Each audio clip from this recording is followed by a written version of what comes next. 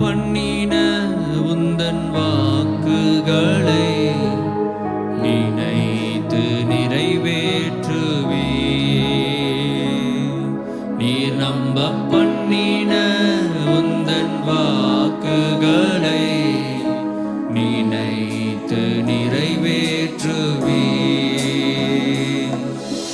மறவாமல் நினைப்பவரே இசையா நிறைவேற்றி முடிப்பவரே. ஆமென்.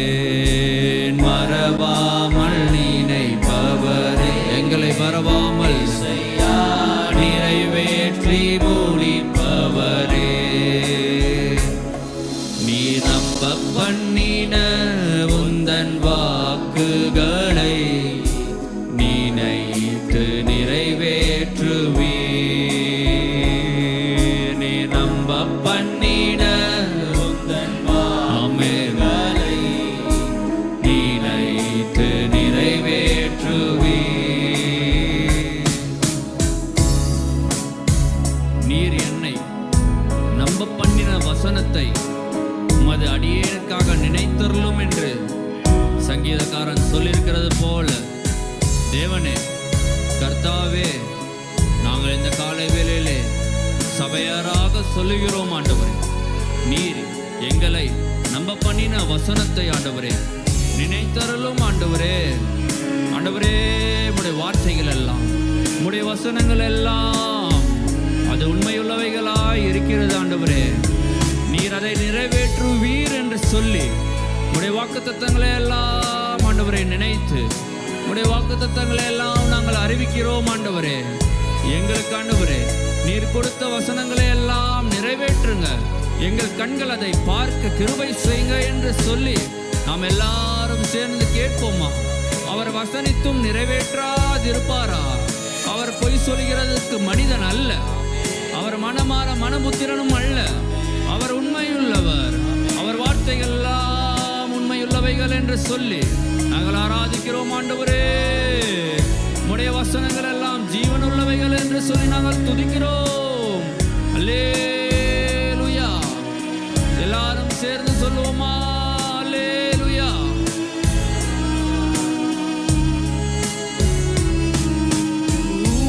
உடன்படிக்கையின் தேவன் உண்மையில் பிசகாதவர். உடன்படிக்கையின் தேவன் உண்மையில் பிசகாதவர். தாவீதுக்கு நான் பொய் சொல்லேன் என்று சொல்லி சொன்னதை நிறைவேற்றுவீர். என் தாவீதுக்கு நான் பொய் சொல்லேன் என்று சொல்லி சொன்னதை நிறைவேற்றுவீர். மறவாமல் நினைப்பவரே இசையா நிறைவேற்றி உங்கள் வாழ்க்கையில அவர் சொன்ன வார்த்தைகள் எல்லாம் நிறைவேறும். விசுவாசத்தோடு பாடுவோமா? இது பாடல் வரிகளாக மாத்திரமல்ல. ஆமென். மறுபடியும் மறவாமல் நினைப்பவரே இசையா நிறைவேற்றி முடிப்பவரே. நீர் நம்ப பண்ணின உந்தன் வாக்குகளை நினைத்து நிறைவேற்றுவே. நீ நம்ப பண்ணின உந்தன் வாக்குகளை நினைத்து நிறைவேற்றுவே. நான் உன்னோடு இருந்து நீ போகிற இடத்திலெல்லாம் உன்னை காத்து இந்த தேசத்துக்கு உன்னை திரும்ப வர பண்ணுவேன். நான் உனக்கு சொன்னதை செய்யுமளவும் உன்னை கைவிடுவதில்லை என்று வசனம் சொல்லுகிறது. அல்லேலூயா. அவர் சொல்லுகிறார், உனக்கு சொன்னதை, உனக்கு தந்த வாக்குத்தத்தத்தை செய்யுமளவும் அவர் செய்ய வல்லவராய் இருக்கிறார். அல்லேலூயா. நான் உனக்கு எங்களுக்கு சொன்னதை செய்யும் அளவும் உன்னை கைவிடுவதில்லை. ஆண்டவரே, விசுவாசிக்கிறோம் ஆண்டவரே, நீர் எங்களுக்கு சொன்னதை நீர் நிறைவேற்ற வல்லவராய் இருக்கிறீர். எங்கள் கண்கள் அதை பார்க்கும் என்ற விசுவாசத்தோடு ஆண்டவரே நாங்கள் உம்மை ஆராதிக்கிறோம். அல்லேலூயா.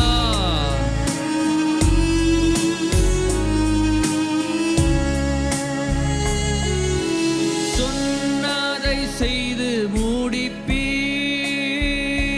நீர் முடித்து தீர்க்கும் மட்டும் கைவிட மாட்டீர். சொன்னதை செய்து முடிப்பீர், நீர் முடித்து தீர்க்கும் மட்டும் கைவிட மாட்டீர். என் கையை கொண்டு தொடங்கினதெல்லாம் என் கையை கொண்டே நிறைவேற்றுவீர். என் கையை கொண்டு நீர் தொடங்கினதெல்லாம் என் கையை கொண்டே நிறைவேற்றுவீர். எல்லாரும் சேர்ந்து மறவாமல் நினைப்பவரே, இயேசையா நிறைவேற்றி முடிப்பவர். வாழ்க்கையில நிறைவேற்றி முடிக்கிறீரே.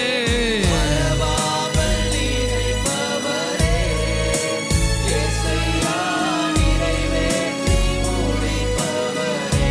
ஆமென். நீ நம்ப பண்ணின உந்தன் வாக்குகளை நினைத்து நிறைவேற்றுவீர்.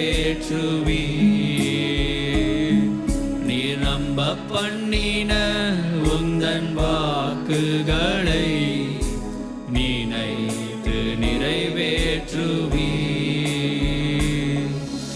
மறவாமல் நினைப்பவரே, இயேசையா நிறைவேற்றி முடிப்பவரே. முடிக்கிறவரே உமக்கு ஸ்தோத்திரம். மறவாமல் நினைப்பவரே, இயேசையா நிறைவேற்றி. ஆமென். மறுபடியும் பாடுவோமா? எங்களை மறவாமல் நினைக்கிறவரே, எங்களை கண்மணி போல பாதுகாக்கிறவரே, எங்களை உள்ளங்கைகளிலே வரைந்திருக்கிறவரே, இரவும் பகலும் எங்களை காக்கிறவரே, நான் உங்களை இரவும் பகலும் காக்கிறவர் என்று சொல்லி எங்களுக்கு தருகிறவரே. ஆமென். மறுபடியும் கரங்களை உயர்த்தி மறவாமல் எங்கள் குடும்பங்களை, எங்கள் பிள்ளைகளை ஆண்டவரே மறவாமல் நினைக்கிறவரே, எங்கள் சபையை ஆண்டவரே மறவாமல் நினைக்கிறவரே. இந்த நேரத்திலே நாங்கள் எல்லாரும் பாடுகிறோம் ஆண்டவரே, நிறைவேற்றி முடிக்க வல்லவராய் இருக்கிறீரே. மறவாமல் நினைப்பவரே, இயேசையா நிறைவேற்றி முடிப்பவரே. ஆமென். நீ நம்ப பண்ணின உந்தன் வாக்குகளை நினைத்து நிறைவேற்றுவீர். அல்லேலூயா. ஆண்டவரே, உம்முடைய வார்த்தைகளை எல்லாம் நீர் நிறைவேற்ற வல்லவராய் இருக்கிறீர் என்று சொல்லி நாங்கள் துதித்து ஆராதனை செய்கிறோம் ஆண்டவரே. ஆண்டவரே, மறவாமல் நினைக்கிறவரே உமக்கு ஸ்தோத்திரம். ஆண்டவரே, உமக்கே நன்றி ஆண்டவரே. நாங்கள் ஆராதிக்கிற தேவன் அவர் உண்மையுள்ளவர். அல்லேலூயா. நான் இஸ்ரவேலுக்கு பனியைப் போல் இருப்பேன், அவன் லீலி புஷ்பத்தைப் போல மலருவான். இந்த லீலி புஷ்பத்தை குறித்து வேதத்திலே அநேகமான காரியங்களை நாம் பார்க்கும் பொழுது பரவசம் அடையக்கூடிய நிலையிலே கர்த்தர் நம்மை கொண்டு செல்லுகிறதை உணர முடிகிறது. பொதுவாக இந்த லீலி மலர் ஆறுதல் என்ற பொருளை அது தருகிறது என்று நமக்கு வேதத்தின் வாயிலாக அறிந்து கொள்ள முடிகிறது. வனாந்தரமும் வறண்ட நிலமும் மகிழ்ந்து கடுவெளிகளெல்லாம் கழித்து புஷ்பத்தை போல லீலி மலரை போல செழிக்கும் என்று கர்த்தருடைய வார்த்தையின்படியே ஒருவேளை நான் ஆறுதலற்று போயிருக்கிறேன், எனக்கு ஆறுதல் சொல்லுவதற்கு எந்த மனிதராலும் முடியாது என்ற உணர்வோடு தேவ சமூகத்திலே இருப்போமேயானால் கர்த்தர் சொல்லுகிறார், ஓ வாழ்க்கையில் இருக்கிற எல்லா வனாந்தரங்களும் வறண்ட நிலங்களும் மகிழக்கூடிய நிலையிலே நீ லீலி புஷ்பத்தை போல மலருவாய் என்று கர்த்தர் நமக்கு பனியை போல் இருக்கிற கர்த்தர் சொல்லுகிறார். அல்லேலூயா. இந்த லீலி மலர் பலவித வண்ணங்களிலே லீபனோனிலே காணப்படுகிறதாக நமக்கு வரலாறும் சொல்லுகிறது. வெள்ளை நிறம், இளம் சிவப்பு நிறம், ஆரஞ்சு நிறம், மஞ்சள் நிறம், பர்பிள் என்று பலவித வண்ணங்களிலே ஒவ்வொரு வண்ணத்திற்கும் இந்த லீலி மலர் ஒவ்வொரு பொருளையும் நமக்கு வெளிப்படுத்துகிறதே. அந்த சிம்பாலிக்கல் மீனிங்கை நாம் ஆராய்ந்து தியானிக்கும் பொழுது கர்த்தர் நம்மை எவ்வளவாக நேசிக்கிறார், லீலி புஷ்பத்தை போல மலருவான் என்று நம்மை ஆசீர்வதிக்கிற நல்ல தெய்வத்தை நாம் இருதயத்திலிருந்து ஸ்தோத்தரிப்பதை தவிர வேறு ஒன்றும் தெரியவில்லை. இந்த லீலி மலரை நாம் வேதத்திலே பார்க்கும் பொழுது சாலமோன் ராஜா கூட தன்னுடைய லீபனோன் வனம் என்று சொல்லப்படுகிற மாளிகையாகட்டும், எருசலேம் தேவாலயமாகட்டும், அங்கே டெக்கரேட்டிவ் எலிமெண்ட்ஸிலே இந்த லீலி மலரை பயன்படுத்தியதாக வேதம் நமக்கு தெளிவுபடுத்துகிறது. வாசிக்கலாம். 1 ராஜாக்கள் 7ஆம் அதிகாரம் 19-26 வசனங்களை வாசிக்கலாம். 1 ராஜாக்கள் 7:19-26. மண்டபத்தின் முன்னிருக்கும் அந்த தூண்களுடைய தலைப்பின் மேல் உள்ள கும்பங்கள் லீலி புஷ்பங்களின் வேலையும் 4 முழம் உயரவுமாய் இருந்தது. 26.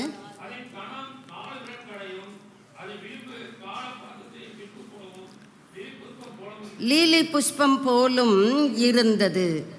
இன்னுமாக நம்ம வாசிக்கலாம் பாருங்க. 2 நாளாகமம் 4ஆம் அதிகாரம் 5வது வசனத்திலே 2 நாளாகமம் 4:5.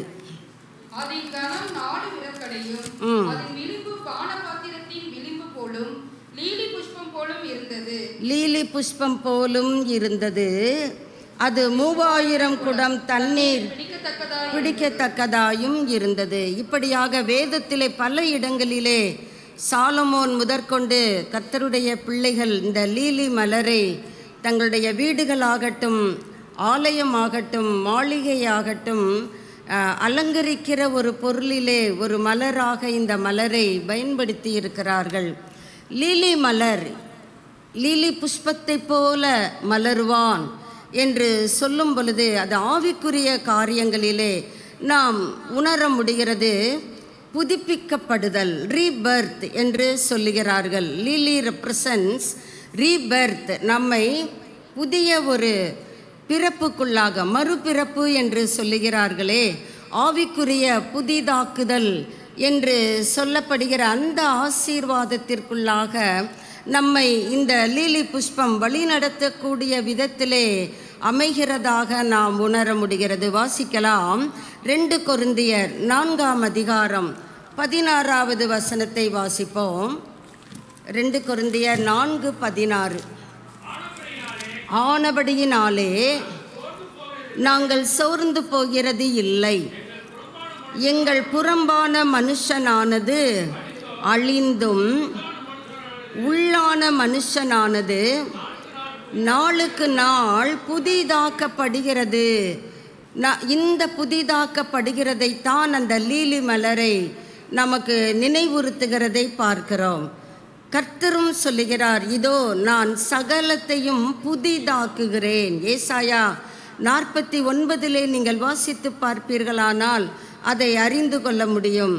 கர்த்தர் ஓரிரு காரியங்களை மாத்திரமல்ல, நம்முடைய வாழ்க்கையிலே, சபையிலே, நம்முடைய தேசத்திலே சகல காரியங்களையும் புதுப்பிக்கிறவர், புதிதாக்குகிறவர்.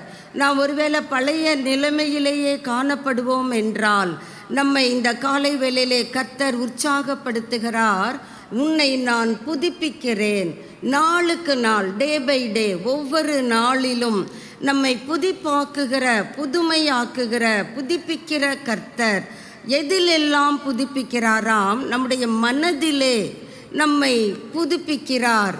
வாசிக்கலாம் பாருங்க. ரோமர் 12:2, நம்முடைய மனம் புதிதாகிறதினாலே மறுரூபம் ஆகுங்கள் என்று அந்த வார்த்தையிலே வாசிக்க முடிகிறது. நீங்கள் இந்த பிரபஞ்சத்திற்கு ஒத்த வேஷம் தரியாமல் தேவனுடைய நன்மையும் பிரியமும் மனம் எப்படி புதிதாகிறதாம் கர்த்தருடைய சித்தம் இன்னது என்பதை நாம் எப்பொழுதெல்லாம் அறிந்து கொள்ளுகிறோமோ, நம்முடைய வாழ்க்கையிலே கல்வி ஆகட்டும், திருமண காரியமாகட்டும், வேலை வாய்ப்பாகட்டும், குழந்தை பேராகட்டும், எல்லா காரியங்களிலும் கர்த்தருடைய சித்தத்தை குறித்த அறிவு நமக்கு கிடைக்கும் என்றால், இங்கே அந்த சித்தத்தை குறித்து பவுல் சொல்லுகிறார் பாருங்க. நன்மையும் பிரியமும் பரிபூரணமுமான சித்தம் இன்னது, இப்படிப்பட்டது என்று நாம் எப்பொழுது பகுத்து அறிந்து கொள்ளுகிறோமோ அப்பொழுது நம்முடைய மனம் என்னாகிறதாம், புதுப்பிக்கப்படுகிறது. அப்படி ஒரு மனம் புதிதாக்கப்படுகிறதுனாலே நாம் எதை பெற்றுக்கொள்ளுகிறோம்? மத்தேயு 17 இயேசு கிறிஸ்து சீஷர்களுக்கு முன்பாக மறுரூபமானாரே, நம்மையும் கர்த்தர் அவ்விதமாக மறுரூபப்படுத்துகிறவர். நான் மாத்திரம்தான், உங்களெல்லாம் நான் மறுரூபப்படுத்த மாட்டேன் என்று சொல்லுகிறவர் நம்முடைய தேவன் அல்ல. பிரியமானவனே, நீ எல்லாவற்றிலும் வாழ்ந்து சுகித்திருக்க விரும்புகிற கர்த்தர் நம்மை எதில் புதுப்பிக்கிறாரா? நம்முடைய மனதை புதுப்பிக்கிறார். நம்முடைய மனம் புதிதாக்கப்படும் பொழுது தேவனுடைய சித்தம் இப்படிப்பட்டது, அதிலே ஒரு நிச்சயம் நமக்கு கிடைக்கும் பொழுது நம்முடைய கீழ்ப்படிதல் தலைகீழாக மாறிவிடும். எங்கெல்லாம் நாம் கீழ்ப்படிய மறுத்திருக்கிறோமோ அல்லது மறந்திருக்கிறோமோ அந்த காரியங்களிலெல்லாம் நம்மை அறியாமலே அந்த கீழ்ப்படிதலுக்குள்ளாக நாம் நம்மை கொண்டு செல்ல முடிகிறது. மனம் மாத்திரமல்ல, பலத்திலும் கூட கர்த்தர் நம்மை புதுப்பிக்கிறவர். நம்ம ஒவ்வொரு ஆராதனையிலும் ஜெபிக்கிறோம் பலவீனப்பட்ட பிள்ளைகளுக்காக. கர்த்தர் நம்மை பலப்படுத்துகிறவர். பலப்படுத்துகிறவர் மாத்திரமல்ல, நமக்கு சமாதானத்தையும் கொடுக்கிறவர். நம்முடைய மாம்சம் பலவீனப்பட்டது தானே, அவ்வப்பொழுது அது பலவீனப்படும் பொழுதெல்லாம் கர்த்தர் சொல்லுகிறார், நான் உன்னை பலப்படுத்தி உனக்கு சகாயம் செய்வேன். பலப்படுத்தி அப்படியே விட்டு விடுகிறவர் அல்ல, அவர் சகாயராகவும் நமக்கு காணப்படுகிறார். ஏசாயா 40:31 நமக்கு பரிச்சயமான வார்த்தை. கர்த்தருக்கு காத்திருக்கிறவர்களும் அல்ல, காத்திருக்கிறவர்கள் அல்ல, காத்திருக்கிறவர்களே அல்ல, காத்திருக்கிறவர்களோ. காத்திருக்கும் பொழுது நம்முடைய பொறுமை அங்கே கொஞ்சம் பரீட்சிக்கப்படுகிறது தானே. அப்படி காத்திருக்கும் பொழுது, ஐயோ எனக்கு இது கிடைக்கவில்லையே, நான் காத்திருக்கிறேன்.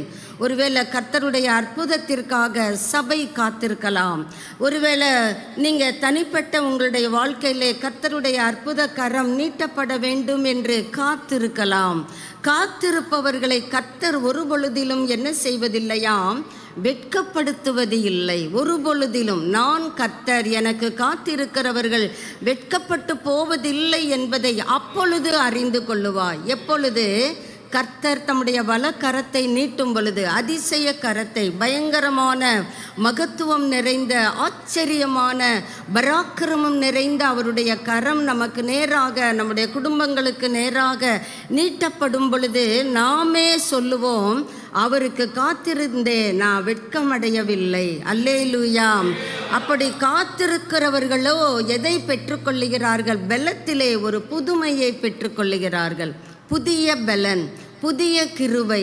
பாட்டு கூட பாடுகிறோம், புதிய பலனை எனக்கு தாரும் ஆண்டவரே, புதிய நாளுக்குள்ளே பிரவேசித்திருக்கிறேன். எரேமியா புலம்பலிலே சொல்லுகிறார், புதிய கிருபையை எனக்கு தாரும் ஆண்டவரே. டே பை டே, ஒவ்வொரு மார்னிங்கிலும் நமக்கு கர்த்தர் எதை கொடுக்கிறார்? புதிய கிருபைகளை தருகிறார். அந்த நாள் முழுவதிலும் நாம் கர்த்தருடைய பிரசன்னத்திலே கடந்து செல்ல வேண்டும். நாம் செய்கிற காரியங்களை கர்த்தருடைய ஞானத்திலே செய்ய வேண்டும். நாம் செய்கிற காரியங்கள் மூலமாக மற்ற பிள்ளைகள் கர்த்தருடைய அன்பை, கர்த்தருடைய கிருபையை, கர்த்தருடைய மகத்துவத்தை அறிந்து கொள்ள வேண்டும். அப்படியாக அந்த நாள் முழுவதிலும் நமக்கு செலவாக வேண்டும் என்றால் அந்த மார்னிங் இட் செல்ஃப், அந்த காலை தோறும் கர்த்தர் சொல்லுகிறார் புதிய கிருபை. அம்மா சாரால் நவரோஜி கூட ஒரு அழகான பாட்டு பாடியிருக்கிறாங்க, புது கிருபை எனக்கு தாரும் ஆண்டவரே, புதிய கிருபை எனக்கு அளித்திடும் தேவா, என் ஜீவியத்திலே உங்கள் கிருபையை நான் பெற்றுக்கொண்டேன். ஆனால் அந்த நாள் முழுவதிலும் ஒரு மறுரூபமாக்கப்பட்ட ஒரு ஜீவியத்தை என்னால் கொண்டு செல்ல முடியும் என்கிற அர்த்தம் நிறைந்த ஒரு நல்ல ஒரு கருத்து செறிந்த பாடல். கர்த்தருக்கு காத்திருக்கிறவர்களுக்கு கர்த்தர் எதை புதுப்பித்து கொடுக்கிறாராம்? பலத்தை புதுப்பித்து கொடுக்கிறார். ஒருவேளை பலன் இல்லாது இருக்கிறோமோ, ஐயோ எனக்கு இந்த காரியத்தில் பலன் இல்லை, சரீர பலவீனத்திலே மாத்திரமல்ல ஆவிக்குரிய பலவீனமும் நம்மை தாக்கி கொண்டு தானே இருக்கிறது. வேதத்தை வாசிக்க வேண்டும் என்று தான் நினைக்கிறேன், ஆனால் நான் பலவீனமாகிறேன், எனக்கு போதிய நேரம் அவகாசம் கிடைக்கவில்லையே, நான் பலவீனப்பட்டு விடுகிறேனே. கர்த்தர் உங்களுடைய பலவீனங்களில் எல்லாம் பலத்தை புதுப்பிக்கும்படியாக கர்த்தர் உங்கள் நடுவிலே, நம் ஒவ்வொருவர் நடுவிலே உலாவிக் கொண்டிருக்கிறார். வேதத்திலும் கூட அநேக தேவ பிள்ளைகள் தங்களுடைய காரியங்களை புதுப்பிக்கிறதை நாம் பார்க்க முடியும். எல்லாரையும் நாம் பார்ப்பதை விட ஒரே ஒரு ராஜாவை நாம் பார்ப்போமானால் அது நமக்கு ஒரு பயனுள்ள காரியமாக இருக்கும். 2 ராஜாக்கள் 22, 23 அதிகாரங்களையும் 2 நாளாகமம் 34, 35 அதிகாரங்களையும் நீங்கள் வீடுகளில் சென்று தியானித்து பார்ப்பீர்களானால் அங்கே ராஜா ஜோசியா என்கிற ராஜாவை குறித்து கர்த்தர் அழகாக சொல்லுகிறார். வாசிக்கலாம். 2 ராஜாக்கள் 23, 25 வாசிக்கலாம். 2 ராஜாக்கள். கர்த்தரிடத்திற்கு தன் முழு இருதயத்தோடும், எப்படியாம்? தன் முழு இருதயத்தோடும், தன் முழு ஆத்மாவோடும், தன் முழு பலத்தோடும் மோசேயின் நியாயப்பிரமாணத்துக்கு ஏற்றபடியெல்லாம் செய்ய அந்த மனது புதுப்பிக்கப்படுகிறதை பார்க்கிறோம். தன் மனது சாய்த்தான். எப்பொழுது நாம் அந்த முழு இருதயம், மத்தேயு 22:37 கர்த்தர் நமக்கு கொடுக்கிற முதலாம் பிரதான கற்பனை, உன் தேவனாகிய கர்த்தரிடத்திலே எப்படி அன்பு கூற வேண்டுமாம்? அரைகுறையான இருதயத்தோடு, அறமனதோடு, அறபலத்தோடு. அப்படியே இயேசு கிறிஸ்து நம்மிடத்திலே எதிர்பார்க்கவில்லை, முழுமையை எதிர்பார்க்கிறார். முழுமையான இருதயம். அதே காரியங்களை இந்த 2 ராஜாக்கள் 23, 25 பார்க்க முடிகிறது. கர்த்தரிடத்துக்கு தன் முழு இருதயத்தோடும், தன் ஆண்டவர் அப்படித்தானே சொல்லுகிறார், உன் முழு இருதயத்தோடும், உன் முழு ஆத்மாவோடும், உன் முழு பலத்தோடும். இதிலெல்லாம் நம்மை புதுப்பிக்கிறதற்கு மோசேயின் நியாயப்பிரமாணத்திற்கு ஏற்றபடி எல்லாம், கேட்கிறதற்கு அல்ல, வாசிக்கிறதற்கு அல்ல, செய்வதற்கு. கர்த்தருடைய வார்த்தையை, தீர்க்க தரிசன வசனங்களை வாசிக்கிறவனும் கேட்கிறவனும் அவைகளின்படி கை கொள்ளுகிறவனும் செய்கிறவனும் பாக்கியவான்கள். காலம் சமீபமாயிருக்கிறது, கர்த்தர் வருகிறார் என்று யோவானுக்கு கர்த்தர் வெளிப்படுத்தின காரியங்களிலே நாம் பிரதானமாக வாசித்து அறிய முடிகிறது. இங்கே யோசியா ராஜாவும் தன்னுடைய முழு இருதயத்தோடும், தன்னுடைய முழு ஆத்துமாவோடும், தன்னுடைய முழு பலத்தோடும் நியாய பிரமாணத்திற்கு ஏற்றபடியெல்லாம் செய்வதற்கு அவன் மனதை என்ன செய்கிறான்? சாய்க்கிறான். அதே அதிகாரத்திலே 3வது வசனத்துக்கு வருவோம். அப்பொழுது ராஜா தூண் அருகே நின்று, இன்னொரு ராஜா சொல்றாரு, ஆலயத்தின் வாசற்படியில் காத்திருப்பதை தெரிந்து கொள்ளுவேன்.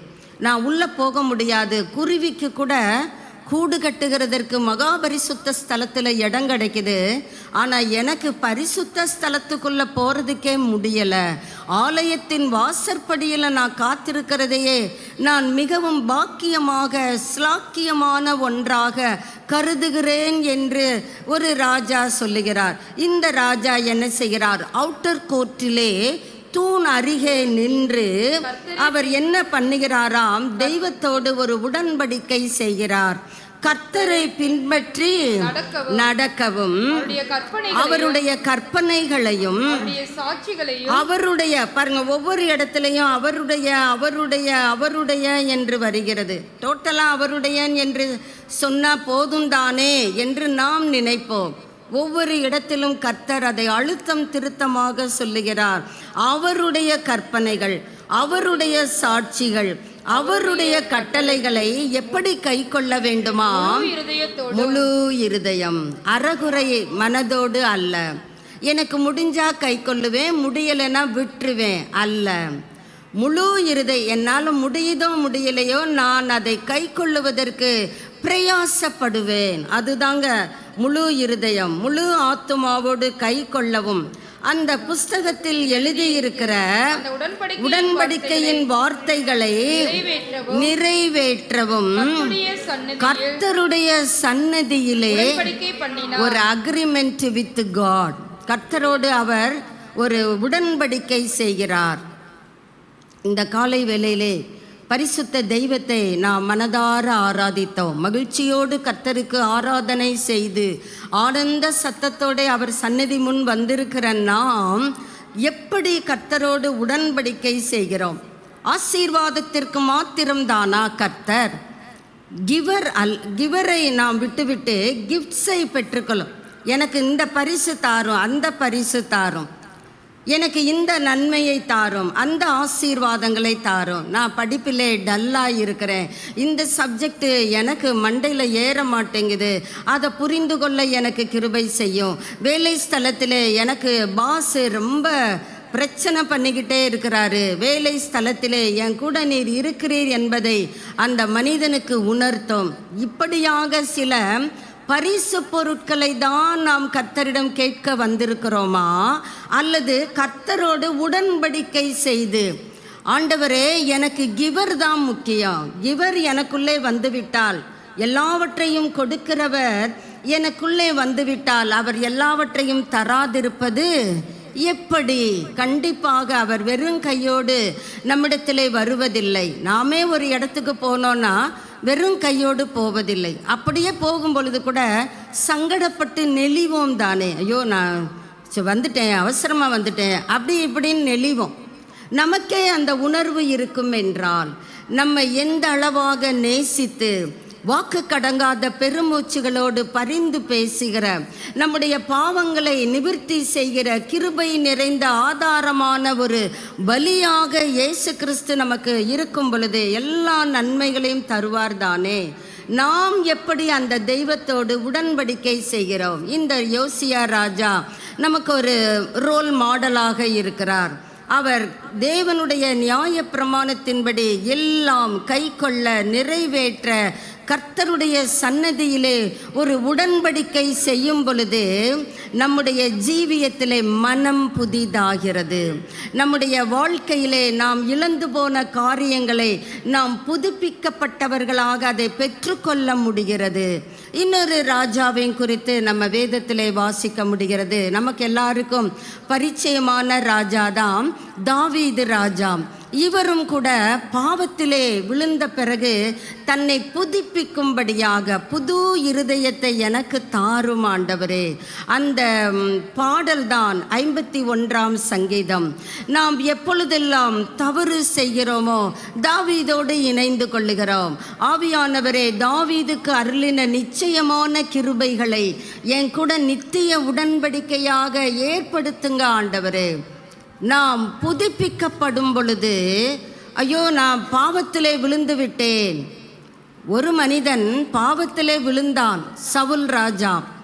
திரும்ப திரும்ப அவன் என்ன செய்கிறான்? பாவத்திற்கு மேல் பாவம் செய்து தேவனுடைய பிரசன்னத்தை மாத்திரம் இழக்கவில்லை, ராஜ்யபாரத்தையே இழந்து விட்டதாக வேதம் நமக்கு தெளிவாய் அறிவுறுத்துகிறது. ஆனால் இந்த ராஜாவும் தவறு செய்கிறான் தான். சவுல் ராஜா தவறு செய்யும் பொழுதும் சாமுவேல் தீர்க்கதரிசியை கொண்டு கர்த்தர் எச்சரிக்கிறார். அந்த நேரமே சவுல் ராஜா என்ன செய்திருக்கலாம்? தன்னுடைய மனசாட்சியை மழுங்க செய்யாதபடி கூர்ப்பாக வைத்திருந்திருப்பார் என்றால் அவர் ராஜ்யபாரத்தை இழந்திருக்க வேண்டிய வாய்ப்பு அவருக்கு ஏற்பட்டு இருக்காது. பதிலாக அவர் மறுபடியுமாக பொறாமை, தவறான தீமைகளை செய்கிற உணர்வு, தன்னுடைய சொந்த மருமகன் என்றும் பாராமல் ஈசாயின் மகனை, ஈனமானவன், அவனை கொல்லாமல் விடமாட்டேன் என்கிற சபதம், தேவையில்லாத கர்த்தர் அபிஷேகித்த பிள்ளைகளுக்கு நான் தீங்கு செய்யக்கூடாது என்ற உணர்வை இழந்து அவன் என்ன செய்கிறான்? மேலும் மேலும் தவறு செய்கிறான். முடிவிலே அஞ்சனம் பார்க்கிறவர்களை தடை செய்த இந்த ராஜாவே அஞ்சனம் பார்க்கிற அந்த பெண்ணிடத்திலே செல்லுகிறான். ஐயோ, நீ சவுலாச்சே, என்னை கொல்றதுக்காக வந்திருக்கிற, உன்னை கொல்ல மாட்டேன், ஏன்னா எனக்கு இப்போ காரியம் ஆகணும். தன் காரியத்திற்காக கர்த்தருடைய வார்த்தைகளை நழுவ விட்ட சவுல் ராஜா எங்கே? தாவீதும் தவறு செய்கிறான். அதே தாவீது தவறு செய்யும் பொழுது கர்த்தர் தீர்க்கனை கொண்டு எச்சரிக்கிறார். அழகாக ஒரு இல்லஸ்ட்ரேஷனோடு அந்த தீர்க்கன் ஆரம்பிக்கிறார். அப்படியா, அந்த ஒரே ஒரு ஆட்டுக்குட்டியை அந்த ஏழை மனிதன் மடியிலே விளையாண்டு கொண்டிருந்ததை எப்படி அவன் எடுத்து சமைக்கலாம்? அவன் கொல்லப்பட வேண்டும். டக்குன தீர்க்கன் சொல்லுகிறான், நீயே அந்த மனுஷன். இன்று நம் நடுவிலே அப்படிப்பட்ட நாத்தான்கள் எழும்ப நாம் நம்முடைய ஜெபத்திலே தவறு விடுகிறோம். சபைகளிலே கர்த்தருடைய வார்த்தையை வார்த்தையாக போதிக்கிற தீர்க்கர்கள், மோசேக்கள் நம் நடுவிலே எழும்ப வேண்டும் தானே? தீர்க்கனை கொண்டு அங்கே எச்சரிக்கிற அந்த தாவீது எச்சரிப்பை பெற்றுக்கொள்ளும் பொழுது இல்லை என்று மறுக்கவில்லை. நான் அதிகமாய் பாவம் செய்தேன், ஒத்துக்கொள்ளுகிறான். அப்ப பாவம் செய்த பொழுதெல்லாம் ஒத்துக்கொண்டால் கர்த்தர் மன்னித்து நம்மை பாதுகாத்து கொள்ளுவார் தானே. பிறகு ஏன் அந்த உடன்படிக்கை? ஒரு தடவை தவறலாம், ஒரு தடவை வேணா தெரியலன்னு சொல்லி விழலாம். ஆனால் அடிக்கடி விழுந்து எழுந்திருச்சா? 2 வயது குழந்தை விழலாம். அதே குழந்தை 25 வயதில் விழுந்துச்சுன்னா நம்ம என்ன சொல்லுவோம்? கண்ணு புடநிலையாயிருக்கு கேட்போம் தானே. நம்ம ஏதோ பவ்யமாக உட்கார்ந்துருக்கிறோம், வெளியே போனால் கேட்போம் தானே. கண்ணு எங்கே போச்சு? சாப்பிட்றேல்ல, அடிச்சு நகற்றேல்ல, கேட்குறோம் தானே. எங்கே போச்சு பலன்? அதே கர்த்தர் கேட்கிறார். நீ கேட்கலாம், நான் கேட்கக்கூடாதா? நீ விழும் பொழுதெல்லாம் ஒரு தடவை 2 தடவை விழலாம். கர்த்தர் மன்னிக்கிறதற்கு தயை பெருத்தவர். விழுகிறதே நம்முடைய வாழ்க்கையாக இருக்கும் என்றால் நாம் எப்பொழுது எழுந்திருப்பது? எப்பொழுது அந்த புதிதாக்கப்படுகிற அனுபவத்திற்குள்ளாக போவது? எப்பொழுது லீலி புஷ்பத்தை போல மலருகிற அனுபவத்திற்குள்ளாக வாழ்வது? கர்த்தர் நம்முடைய கண்களுக்கு கலிக்கம் போடுவாராக. தாவீதினுடைய அந்த ரெனியூயலை, புதுப்பிக்கப்படுகிறதை அந்த சங்கீதம் முழுவதில் அவர் கதறுகிறார், எனக்கு சுத்த இருதயத்தை தாரும், புதுசாக தாரும். அப்போ அவர் ஏற்கனவே பழைய இருதயத்தை வச்சிருந்தாரா?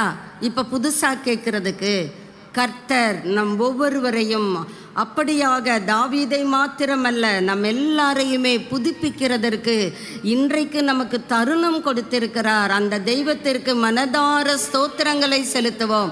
எத்தனையோ பிள்ளைகளுக்கு தருணம் கிடைக்கல, பலவீனப்பட்டு மருத்துவமனைகளிலே படுக்கைகளிலே போராடி கொண்டிருக்கிறார்கள்.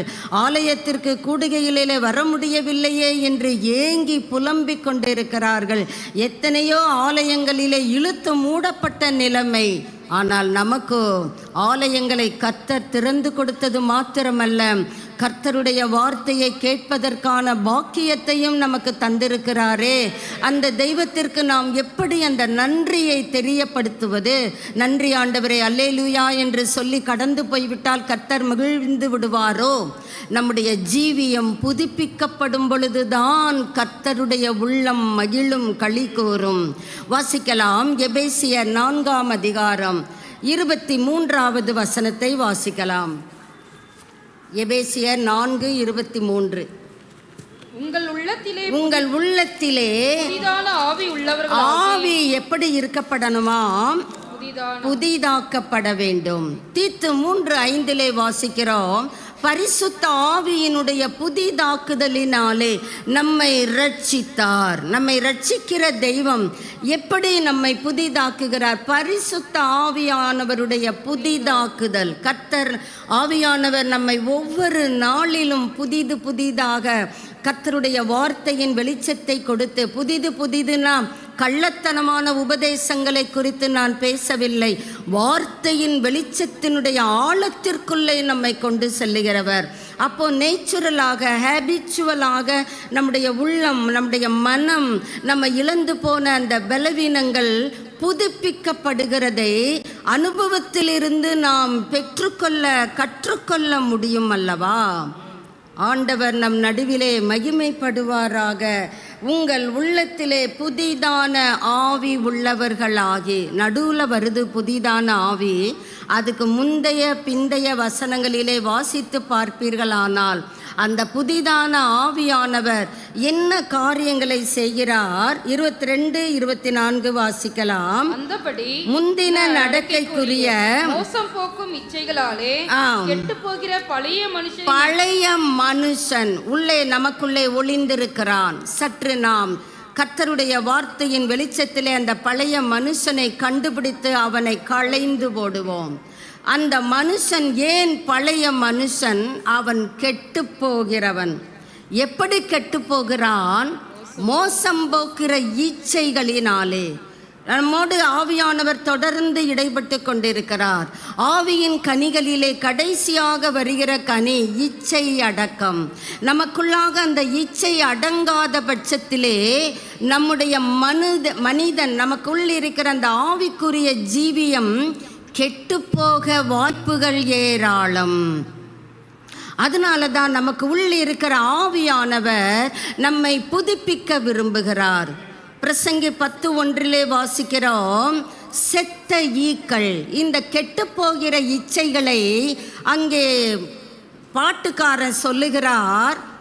செத்துப்போன ஈக்கள் ஒரு பரிமள தைலத்திலே அமரும் என்றால், அது உட்காரும் என்றால், அந்த தைலத்தினுடைய வாசனை என்னாகிவிடும்? பழுதாகிவிடும். அது தூக்கி எறியப்பட வேண்டிய நிலைமைக்கு அந்த வாசனை திரவியம் தள்ளப்படுகிற அவல நிலைமை. அதையே தான் கர்த்தர் பவுலை கொண்டு எபேசு சபைக்கு சொல்லுகிறார். கேட்கிறதற்கு காதுள்ளவன் கேட்க கடவன். நீங்கள் கேட்கிற விதத்தை கவனியுங்கள். நீங்கள் எப்படி கவனிக்கிறீங்க? அந்த விதத்தை நீங்களே பரிசீலனை செய்து பாருங்கள். எப்படி கேட்கிறோம்? நான் சொல்லலை, இயேசு கிறிஸ்து சொல்லுகிறார். முந்தின நடக்கைக்குரிய இயேசு கிறிஸ்துவை இரட்சகராக ஏற்றுக்கொள்ளுவதற்கு முன்பதாக நம்முடைய ஆவிக்குரிய அந்த மனிதன் பழையவனாயிருக்கிறான். அது நம்ம ஒரு நாளிலே காலை சமைத்த உணவை அடுத்த பொழுதில் கூட நாம் என்ன செய்வதில்லை? ஏற்றுக்கொள்ளுவதில்லை. அப்போ நம்முடைய மனுஷன் கெட்டுப்போகிற பழைய அந்த மோசம் போக்குகிற இச்சைகளாலே அவன் என்னாகிறான்? பழுதாகிறான்.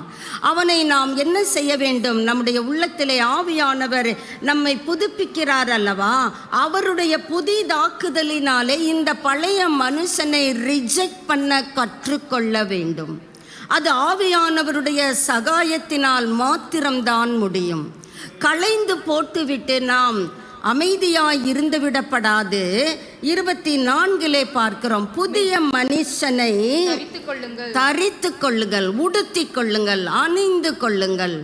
புதிய மனிதனை ஏன் கேட்டிங்கன்னா, பழைய மனுஷனை நீங்கள் களைஞ்சு போட்டுட்டீங்கன்னா உங்கள் உள்ளம் தூய்மை ஆகிறது. ஆவியானவருடைய புதிதாக்குதலினாலே பரிசுத்தம் அடைகிறது, சுத்தப்பட்டு விடுகிறது. இப்போ இந்த இருதயம் நல்ல சுத்தமாயிருக்கு, பெருக்கி ஜோடிக்கப்பட்டு இருக்கிறது. இன்னொருவரும் நம்மை கண்காணித்து கொண்டே இருக்கிறார். வேற யாரும் உள்ளே போகிறாங்களா? வீடு காலியாக இருக்குதா? ஆமாம், அங்கே ஒரு வீடு பெருக்கி ஜோடிக்கப்பட்டிருக்கு. நேற்று சாயந்தரம் தான் நான் போய் பார்த்தேன். அந்த வீடு ரொம்ப சூப்பராக இருக்குது, சுத்தமாக இருக்கு. இந்த சத்துரு பொல்லாதவன் அவன் என்ன செய்கிறான்? நான் மட்டும் அந்த இன்பத்தை அனுபவிக்க கூடாது, யாம் பெற்ற இன்பம் பெருக வாங்க, என்னிலும் பொல்லாத வேறு 7 ஆவிகள் பரிபூரணத்தோடு அந்த வீட்டுக்குள்ளே வந்து தங்கிவிட வாய்ப்புகள் உண்டு. அதனால தான் கர்த்தர் நமக்கு சொல்லுகிறார், உள்ளத்திலே புதிதான ஆவியானவருடைய உதவியை கொண்டு கெட்டு போகிற அந்த பழைய மனுஷனை களைஞ்சு போட்டுட்டு சும்மா இருந்துராதீங்க. இன்னொருவர் வந்து விடுவார், அவர் தம்மிலும் பொல்லாதவைகளை அழைத்து கொண்டு வருவார். நமக்கு ஆத்தும பாரம் இருக்குதோ இல்லையோ, அவருக்கு ஆத்தும பாரம் மிகுதி. நான் மட்டும் போய் களி கூறக்கூடாது. வாங்க மக்கா, வாங்க எல்லாரும் வாங்க. நாம் அந்த வீடு பெருக்கி ஜோடிக்கப்பட்டு இருக்கிறது, ஆனால் காலியாக இருக்கு. வாங்க, தாராளமாக அந்த வீட்டிலே போய் நாம் வசிக்கலாம். நீங்கள் அதற்கு இடம் கொடுத்து விட்டால் கர்த்தர் எச்சரிக்கிறார், முன் நிலைமையிலும் பின் நிலைமை நமக்கு எல்லாருக்குமே தெரிந்திருக்கிறது, அதிக கேடு. அதனால தான் கர்த்தர் சொல்லுகிறார், உங்கள் உள்ளத்திலே புதிய மனிதனை எப்படி தரித்து கொள்ள வேண்டும்? தேவனுடைய சாயலாக அந்த மனுஷன் அவன் தன்னை கிரியேட் பண்ணி கொள்ள வேண்டும். தேவனுடைய சாயல். ரோமர் 8ஆம் அதிகாரத்திலே வாசிக்கிறோம், நாம் தேவகுமாரனுடைய சாயலுக்கு ஒப்பாயிருப்பதற்கு நம்மை கர்த்தர் முன் குறித்திருக்கிறார். நாம் ஒவ்வொரு நாளிலும் தேவ சாயலிலே வளருகிறோமா? நம்மை நாமே ஆராய்ந்து பார்ப்போம். இருக்க இருக்க கழுதையா போற, அப்படித்தானே நம்மை உலகம் சொல்லுகிறது. நல்ல பிள்ளையா இருந்த இப்போ பார்த்தா ஒரு மாதிரி இருக்கிற, அப்படித்தானே நம்முடைய வீட்டார் நமக்கு வரவேற்பு கொடுக்கிறார்கள். இது நாள் வரைக்கும் நீ இப்படியெல்லாம் செய்ய மாட்ட, இப்பெல்லாம் என்ன இந்த மாதிரி பண்ணுற? நம்மை சுற்றி இருக்கிறவர்கள் நம்மை கேள்வி கேட்கிறார்கள் தானே. நாம் எப்படியாக கர்த்தருக்குள்ளாக நம்மை அந்த புதிய மனிதனை தேவ சாயலின்படி உண்டாக்கப்படுகிற அவன் எப்படி தேவ சாயலுக்குள்ளாக சிருஷ்டிக்கப்படுகிறான் என்றால், true righteousness, right standing with God, பரிசுத்தம். பரிசுத்தம் இல்லாமல் கர்த்தரை ஒருவரும் என்ன செய்ய முடியாது? தரிசிக்க முடியாது. பரிசுத்த அலங்காரத்துடனே கர்த்தரை தொழுது கொள்ளுங்கள். கர்த்தரை தொழுது கொள்ளுகிறவர்களுடைய ஃபர்ஸ்ட் குவாலிஃபிகேஷனே ஹோலினஸ் அன்டு த லார்ட். நம்முடைய பரிசுத்தம் எப்படிப்பட்டதாக இருக்கிறது? அசுத்தமும் பரிசுத்தமும் கலந்திருக்கிறதா? அது வாசனை கொடுக்குமா? நல்ல வாசனையும் துர்வாசனையும் கலந்திருக்கிறதே நாமே விரும்புவதில்லை. ஆவியானவர் எப்படி விரும்புவார்? அதனோடே நாம் ஆராதனை செய்வோம் என்றால் அந்த ஆராதனையிலே கர்த்தர் பிரியப்படுவாரா என்பதை நாம் நிதானித்து கொள்ளுவோம். மெய்யான நீதியிலும் நான் தேவனுக்கு முன்பாக சரியாய் நிற்கிறேனாம்.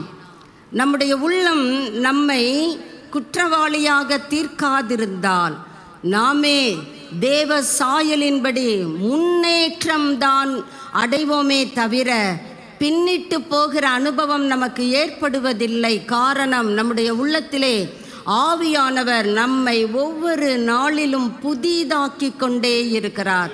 அவருடைய வார்த்தைக்கு இணங்க, அவருடைய சித்தத்தின்படி, அவருடைய விருப்பத்தின்படி நம்மை என்ன செய்கிறார்? புதுப்பித்து கொண்டே இருக்கிறார்.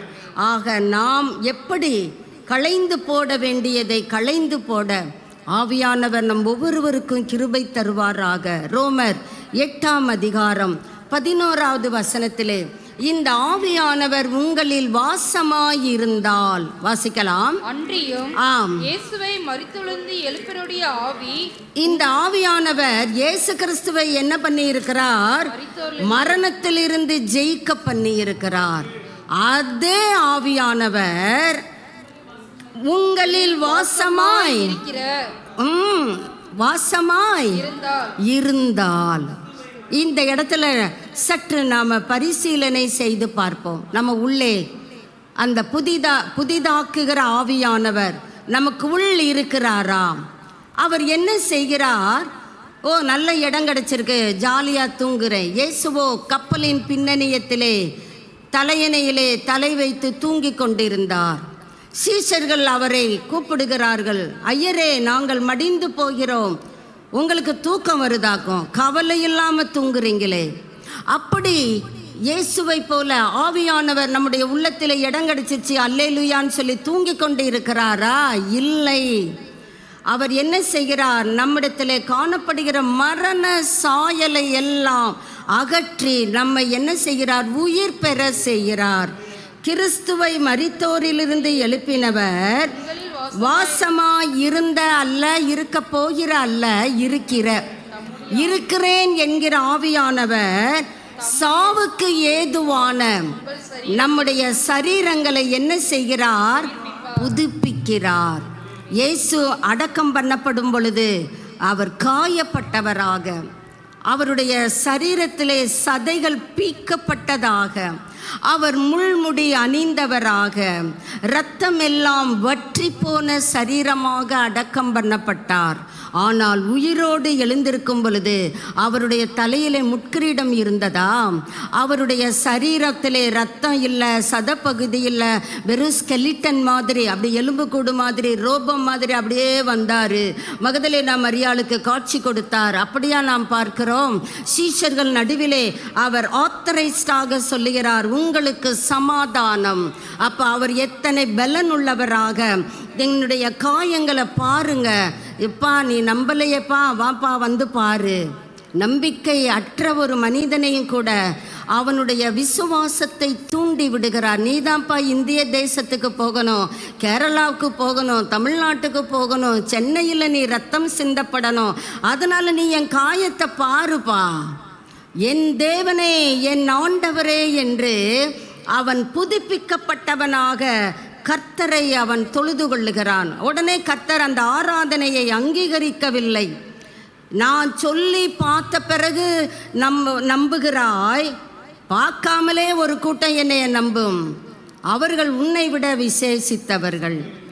அந்த தோமாவினுடைய காரியங்கள் அவருக்கு எல்லாம் தெரிந்திருந்தாலும் அவனுடைய அந்த அவநம்பிக்கையை, அவிசுவாசத்தை அவர் சுட்டி காட்ட தவறவில்லை. நம்முடைய வாழ்க்கையிலும் நம்முடைய சரீரங்களிலே சாவுக்கு ஏதுவான சில அழுக்குகள், சில தீட்டுகள், சில அசுசியான பாவ காரியங்கள் ஒட்டி கொண்டுதானே இருக்கின்றது.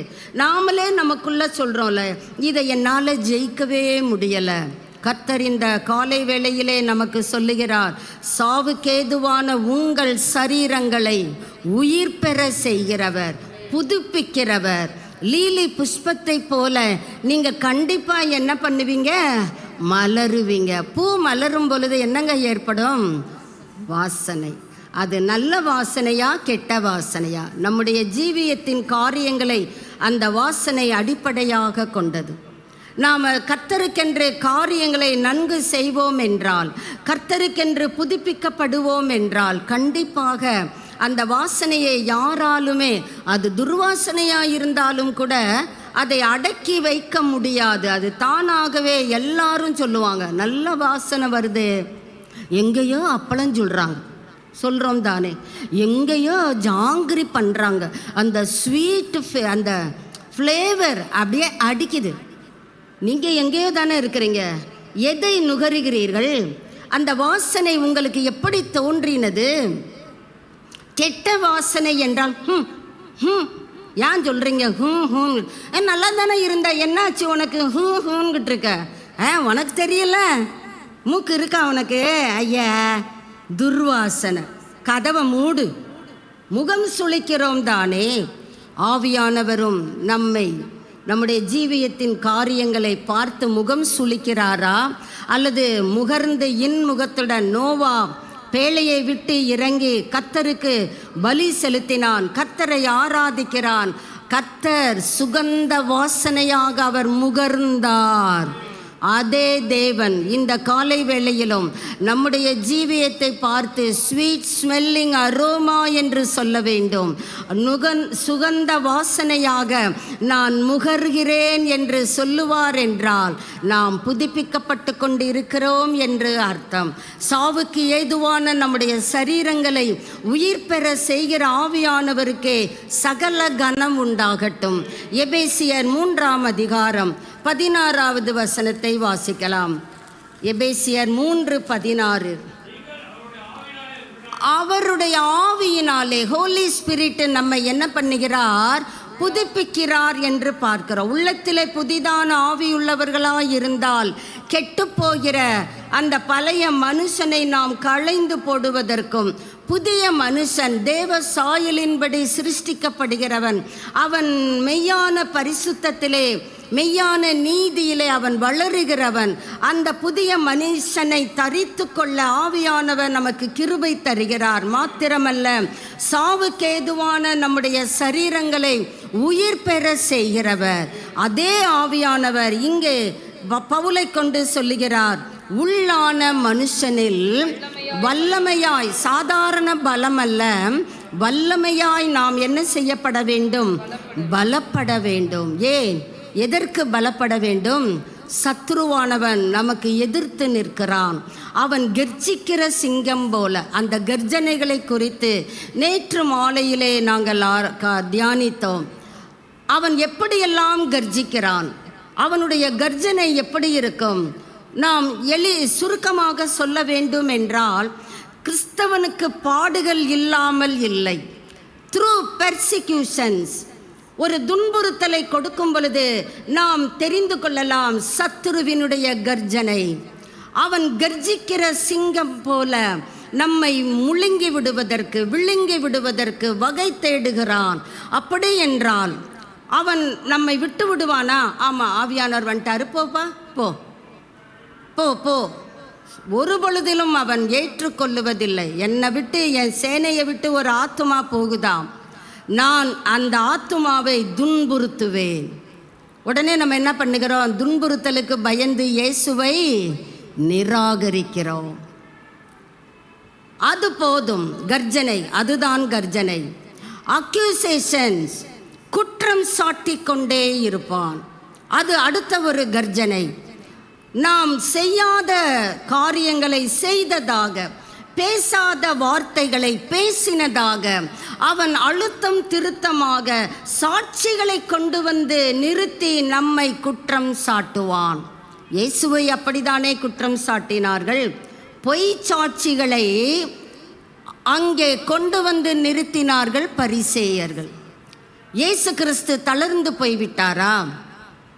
இவர்கள் இவ்வளவு குற்றச்சாட்டு சொல்றாங்க, நீ அமைதலாக இருக்கிறியே, உன் மேலே நான் என்ன தீர்ப்பு கொடுக்கறதுக்கும் எனக்கு அதிகாரம் உண்டு. கர்த்தர் அந்த இடத்துல சொல்றாரு, யார் உனக்கு அதிகாரம் கொடுத்தா? பரத்திலிருந்து கொடுக்கப்பட்டால் ஒழிய நான் மனதாக முழு இருதயத்தோடு என் பிள்ளைகள் மனம் திரும்பி பிழைக்க வேண்டும் என்பதற்காக நான் மௌனம் சாதிக்கிறேனே தவிர என்னை சிலுவையில் அறைவதற்கு உனக்கு அதிகாரம் இல்லை என்பதை அங்கே இயேசு எத்தனை தைரியமாக சொல்லுகிறார். இயேசுவை குற்றம் சாட்டின பிள்ளைகள் இன்றும் நம் நடுவிலே இருக்கத்தானே செய்கிறார்கள். நம்மை குற்றம் சாட்டும் பொழுது நாம் தெரிந்து கொள்ளலாம், அது சத்ருவினுடைய கர்ஜனை. உடனே நாம் என்ன பண்ணுவோம்? நான் செய்யாததோ நான் செஞ்சதான் சொல்கிறாங்க, எனக்கு இயேசு வேணாம், சர்ச்சும் வேணாம். காணாமல் போய்விடுகிறோம். ஆலய கூடுகைகளை நிராகரித்து விடுகிறோம். ஜெபிக்கிறதை நிறுத்தி விடுகிறோம். வேதத்திற்கும் நமக்கும் தொலைவை ஏற்படுத்தி விடுகிறோம். பாதம், இவங்க எப்போ பாரு என்னை குற்றம் சொல்லிக்கிட்டே இருக்கிறாங்க, கர்த்தர் பேசாமல் இருக்கிறார். அப்படி இயேசு சொல்லி சிலுவையை வேண்டாம் என்று அவர் போயிருந்திருப்பார். ஆனால் சற்று யோசித்து பாருங்க, இன்னைக்கு நம்ம விடுதலையோடு கர்த்தரை ஆராதிக்க முடியாதே, அப்பா டேடின்னு கூப்பிட முடியாதே, அவருடைய இரத்தத்துக்குள்ளாக கழுவப்படுகிற அனுபவம் நமக்கு ஏற்பட வாய்ப்பு இல்லாமல் போயிருந்திருக்குமே. இயேசுவை குற்றம் சாட்டினவர்கள் இன்றும் இருக்கத்தான் செய்கிறார்கள். அது சத்துருவினுடைய கர்ஜனை. அந்த கர்ஜனைக்கெல்லாம் நாம் பயப்பட போவது இல்லை என்கிற பிள்ளைகளை தான் கர்த்தர் எதிர்பார்க்கிறார். எப்போ நாம் சொல்லுவோம்? எப்போ நாம் பலப்படும் பொழுது. நாம் பலவீனப்படும் பொழுது கர்த்தரை விட்டு தொலைவில் போய்விடுவோம். ஆனால் பலத்தோடு இருப்போம் என்றால் எப்பேற்பட்ட சத்ருவும் வரட்டும், 7 மடங்கு சூடாக்கட்டும், நான் இந்த சிலையை என்ன செய்வதில்லை, வர்ஷிப் பண்ண போவது இல்லை. ராஜா, உனக்கு தெரிஞ்சிருக்க கடவது, வந்தவன் கைதி, நிற்கிறவர் ராஜா நேபுகாத்நேச்சார் த கிரேட். ஆளு பெரிய ஆளு, பயம் இல்லை, பலம். தேவன் நமக்கு பயத்தின் ஆவியை கொடுக்கவில்லை. நம்ம பயந்து பயந்து என்ன செய்கிறோம்? கர்த்தரை விட்டு தான் தூரமாகிறோமே தவிர பிசாசு கொண்டு வருகிற குற்றச்சாட்டுகளுக்கு நாம் அந்த கர்ஜனைகளுக்கு பயப்படாதிருக்க வேண்டும் என்றால், பயப்பட்டா பலவீனம் என்று காண்பிக்கிறோம். பயப்படலை, தைரியமாயிருந்தால் நாம் எப்படிப்பட்டவர்கள்? பலவான்கள். கிறிஸ்துவுக்குள் நான் பலவான். எப்பொழுது சொல்ல முடியும்? இந்த குற்றச்சாட்டுக்கெல்லாம் நான் அஞ்சுவது இல்லை. அடுத்த கர்ஜனை, நேற்று வராதவங்களுக்காக இந்த ஆவியானவர் பாரத்தோடு பகிர்ந்து கொண்டிருக்கிறார். ஆக்சுவலாக நான் அதை சொல்லணும்ல பிளான் பண்ணவே இல்லை. ஆவியானவர் யாருடனோ பேசி கொண்டிருக்கிறார். சத்ருவினுடைய கர்ஜனை அடுத்தது பிளாஸ்பமிஸ். அவன் நம்மை நிந்திப்பான். நிந்தனைகளுக்குள்ளாக போகும் பொழுது நாம் என்ன செய்கிறோம்? பலவீனம் அடைகிறோம், கர்த்தரை விட்டு பின்வாங்கி விடுகிறோம். ஆனால் யோசியா ராஜா காலத்தில் நீங்கள் வாசித்து பாருங்க, அவனுடைய நாட்களில் எல்லாம் தேசத்தில் இருக்கிற ஜனங்கள் ஒருவரும் கர்த்தரை விட்டு பின்வாங்கினது இல்லை என்று ஆவியானவர் எழுதி வைத்திருக்கிறார். நீங்கள் வீடுகளில் சென்று வாசித்து பாருங்க. நம்மை குறித்து அங்கே ஹெவன்லி லெட்ஜரிலே எழுதப்பட வேண்டும், இந்த மகன் என்னை விட்டு பின்வாங்கலை. அப்போ பின்வாங்காத இருதயம் நமக்கு வேண்டும் என்றால் நம்முடைய உள்ளான மனுஷனிலே நாம் பலம் மட்டுமல்ல வல்லமையாய் பலப்பட வேண்டும். அதை தான் எபேசியர் 6:10 பவுல் சொல்லுகிறார், கர்த்தரிலும் be strong in the Lord and in his power. கர்த்தரிலும் அவருடைய சத்துவத்தின் வல்லமையிலும். அந்த வல்லமை நம்மை பலப்படுத்தும் என்றால் கிறிஸ்துவினுடைய அன்பின் அகலம், ஆழம், நீளம், உயரம் இன்னது, இப்படிப்பட்டது என்பதை நாம் என்ன செய்ய முடியும்? அறிந்து கொள்ள முடியும். 36ஆம் சங்கீதம் 10வது வசனத்திலே இவ்விதமாக வாசிக்க முடிகிறது, கர்த்தருடைய நாமத்தை அறிந்தவர்கள் மேல் உம்முடைய கிருபையை பாராட்டி அருளும். செம்மையான இருதயம் உள்ளவர்கள் மேல் உம்முடைய கிருபையை பாராட்டி அருளும். நாம் கர்த்தருடைய நாமத்தை அறிந்திருப்போம் என்றால் நம்ம பலப்பட முடியும். அதற்கு யார்? கர்த்தருடைய நாமத்தை நாம் அறிந்து கொள்வதற்கு உதவி செய்கிறவர் யார் என்றால் பரிசுத்த ஆவியானவர். அதற்கு தான் நாம் பெற்றிருக்கிற அபிஷேகம். சும்மா உடம்பை ஷேக் பண்ணுகிறதோ, 10 வார்த்தைகளை பேசி நானும் அந்நிய பாஷையிலே கர்த்தரை ஆராதிக்கிறேன் ஆக்கும் என்ற மமதைக்காக அல்ல, பிசாசின் தந்திரங்களோடு எதிர்த்து நிற்கிறதற்கு நமக்கு பலம் வேண்டுமே. நம்முடைய உள்ளான மனுஷன் வல்லமையாய் பலப்பட வேண்டுமே. கர்த்தருடைய நாமத்தை அறிகிற அறிவு நம்மை நிரப்ப வேண்டுமே. அந்த அறிவு இல்லாததுனால தான் பேதுரு நான் காவலிலும் சாவிலும் பின்பற்றுவேன்னு மார்தட்டினாரு. ஆனால் இன் ஷார்ட் டைமிலே அவர் ஒரு பெண்ணுக்கு முன்பாக, ஒரு பெண் என்றால் நான் இழிவாக சொல்லவில்லை, ஒரு வாசல் தெளிக்கிற பெண்மணி எப்படி என்றால் அவர்கள் எவ்வளவு ஒரு ஆர்டினரியான ஒரு பெண்மணி, அவர்களுக்கு முன்பாக கூட பேதுருவால தைரியமாக இயேசு எங்கள் குரு என்று சொல்லுவதற்கான தைரியம் இல்லை, பலம் இல்லை, பலவீனப்பட்டு விட்டார். நாம் எத்தனை இடங்களிலே கர்த்தரை மறுதலித்திருக்கிறோம். காரணம் பலவீனம். இது என் பலவீனம் அப்படி சொல்லிட்டு போய்கிட்டே இருக்கக்கூடாது. நம்முடைய உள்ளான மனுஷனிலே நாம் வல்லமையாக என்ன பண்ண வேண்டும்? பலப்பட வேண்டும். அதற்கு உதவுகிறவர் ஹோலி ஸ்பிரிட் மாத்திரம்தான். அதற்கு தான் அந்நிய பாஷைகளிலே பேசுகிறவன் தனக்கு தானே பக்தி விருத்தி உண்டாக பேசுகிறான். நம்ம எவ்வளவு பேசுகிறோம்? மணிக்கணக்காக பேசுவோம். பாத்தியா, கேட்டியா? இதற்கு மீடியாஸையும் பயன்படுத்துவோம். ஹலோ தெரியுமா? எல்லாம் நம்முடைய கைகளிலே கர்த்தர் கொடுத்திருக்கிற ஆயுதங்களை எல்லாம் சாத்தானுக்கு சாதகமாக பயன்படுத்தி நம்முடைய உள்ளான மனுஷனிலே பலத்தை இழந்து கொண்டு வருகிறோம். அதுதானே உண்மை. நாம் எப்பொழுது அந்த பலத்தை பெற்றுக்கொள்ள போகிறோம்? இப்படி பேசிக்கொண்டே போவோம் என்றால் எப்பொழுது நாம் பலத்தை பெற்றுக்கொள்வது? பலத்தை பெற்றுக்கொண்டால் தானே அவனுடைய தந்திரங்கள் இதுன்னு சொல்லி நமக்கு தெரியும், அதை முறிக்க முடியும். நாம் பதிலாக என்ன செய்கிறோம்? சாத்தானுடைய தந்திரங்களுக்கு உட்பட்டவர்களாக வாழ்ந்து கொண்டிருக்கிறோம். தெரியல, அவன் கன்னிங்காக வருவான், சைலண்டாக வருவான், உங்களுக்கே தெரியாது. உங்கள் பக்கத்திலே நிற்கிறான், பார்த்துக்கங்க, கவனமாக இருங்க. உங்கள் பக்கத்தில் இருக்கிறவனை நீங்கள் என்ன பண்ணணும்? வார்த்தையை கொண்டு பட்டயத்தினாலே அவனை முறிக்க வேண்டும், அவனுடைய வல்லமையை வீழ்த்த வேண்டும். பதிலாக நாம் வீழ்ந்து கொண்டிருக்கிறோம். கர்த்தருக்கு துக்கம்தானே? அப்படி என்றால் நம்முடைய உள்ளான மனுஷனிலே நாம் என்ன செய்யப்படவில்லை? பலப்படவில்லை. இந்த காலை வேளையிலே ஆவியானவரே என்னை புதுப்பியுங்க. நான் லீலி புஷ்பத்தை போல மலருகிற ஒரு வாழ்க்கையை வாழ விரும்புகிறேன். மலர்ந்த பூவுதான் வாசனை பரிமளிக்கும். மொட்டு வாசனை கொடுக்காது, பூ மலரதான் ஏரியாவே கமகமக்கும். நாம் எப்படி வாழ்ந்து கொண்டிருக்கிறோம்? லீலி புஷ்பத்தை போல கர்த்தர் சொல்றாரு, நான் உனக்கு பனியை போல இருக்கும் பொழுது நீ எப்படி இருப்ப? லீலி புஷ்பத்தை போல மலருவாய். புதிய ஏற்பாட்டிலே ஒரு பைபிள் டீச்சர் ஒருவர், அவர் பேரு நிக்கோதேமு, நமக்கு எல்லாருக்கும் பரிச்சயமானவர் தான். யோவான் 3ஆம் அதிகாரம் 3 முதல் 7 வரை நாம் வாசிக்கலாம். இயேசு அவனுக்கு பிரதியுத்தரமாக, ஒருவன் மறுபடியும் பிறவாவிட்டால் தேவனுடைய ராஜ்யத்தை ஒருவன் என்று சொல்லுகிறார். ஆனா வந்தவர் ஒரு பைபிள் டீச்சர். ஏன்னா இயேசுவே சொல்றாரு, நீ என்னப்பா இஸ்ரவேலில போதகனா இருக்கிற, இது கூட உனக்கு தெரியலையேப்பா. நாமும் எகிப்திலிருந்து புறப்பட்ட யாவரும் ஊழியக்காரரே என்று நாம் நம்மை மேன்மை பாராட்டி கொண்டிருக்கிறோம். ஆனால் அறிய வேண்டிய காரியங்களை அறிய வேண்டிய பிரகாரமாக அறியாத மந்த நிலைமையிலே வாழ்ந்து கொண்டிருக்கிறோம். இந்த நிக்கோதேமுவை போல ஆண்டவர் அவனை பார்த்து சொல்லுகிறார். வாசிக்கலாம் 3 ஒருவன் மறுபடியும் பிறவாவிட்டால் அவன் புதுப்பிக்கப்பட வேண்டும். அப்போ உடனே அவர் கேட்குறாரு, அப்போ அம்மா கருக்குள்ளே நான் திரும்ப எப்படிங்க போக முடியும்? ஆளு பெரிய ஆள், அவர் கேட்குற அந்த லாஜிக்கான வார்த்தையே இல்லை பாருங்க.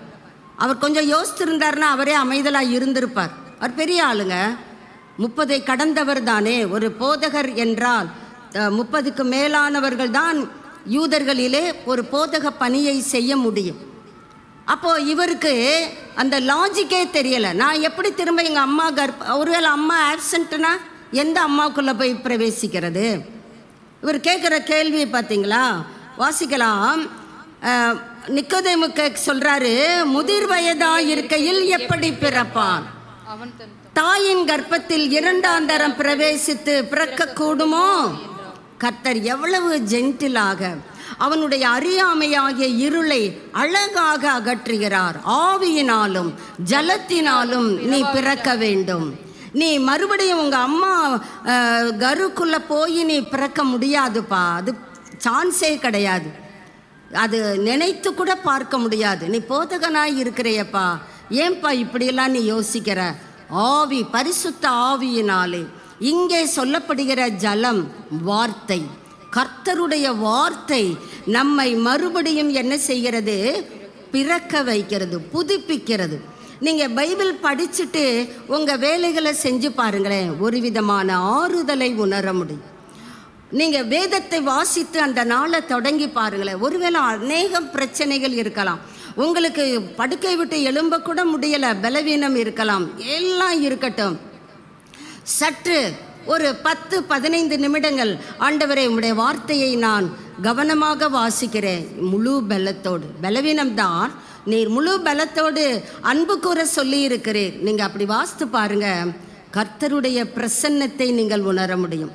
அந்த நாளிலே ஒரு வித்தியாசமான நாளாக, நீங்களே ஒரு வித்தியாசமான ஆளாக மாறுவதை உணர முடியும்.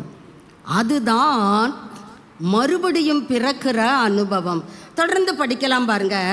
மாம்சத்தினால் பிறப்பது மாம்சமாயிருக்கும், பரிசுத்த ஆவியினால் பிறப்பது அது புதுப்பிக்கப்பட்ட பழைய மனிதன் அல்ல, புதிய மனிதன், அவனை நீங்கள் தரித்து கொள்ள முடியும்.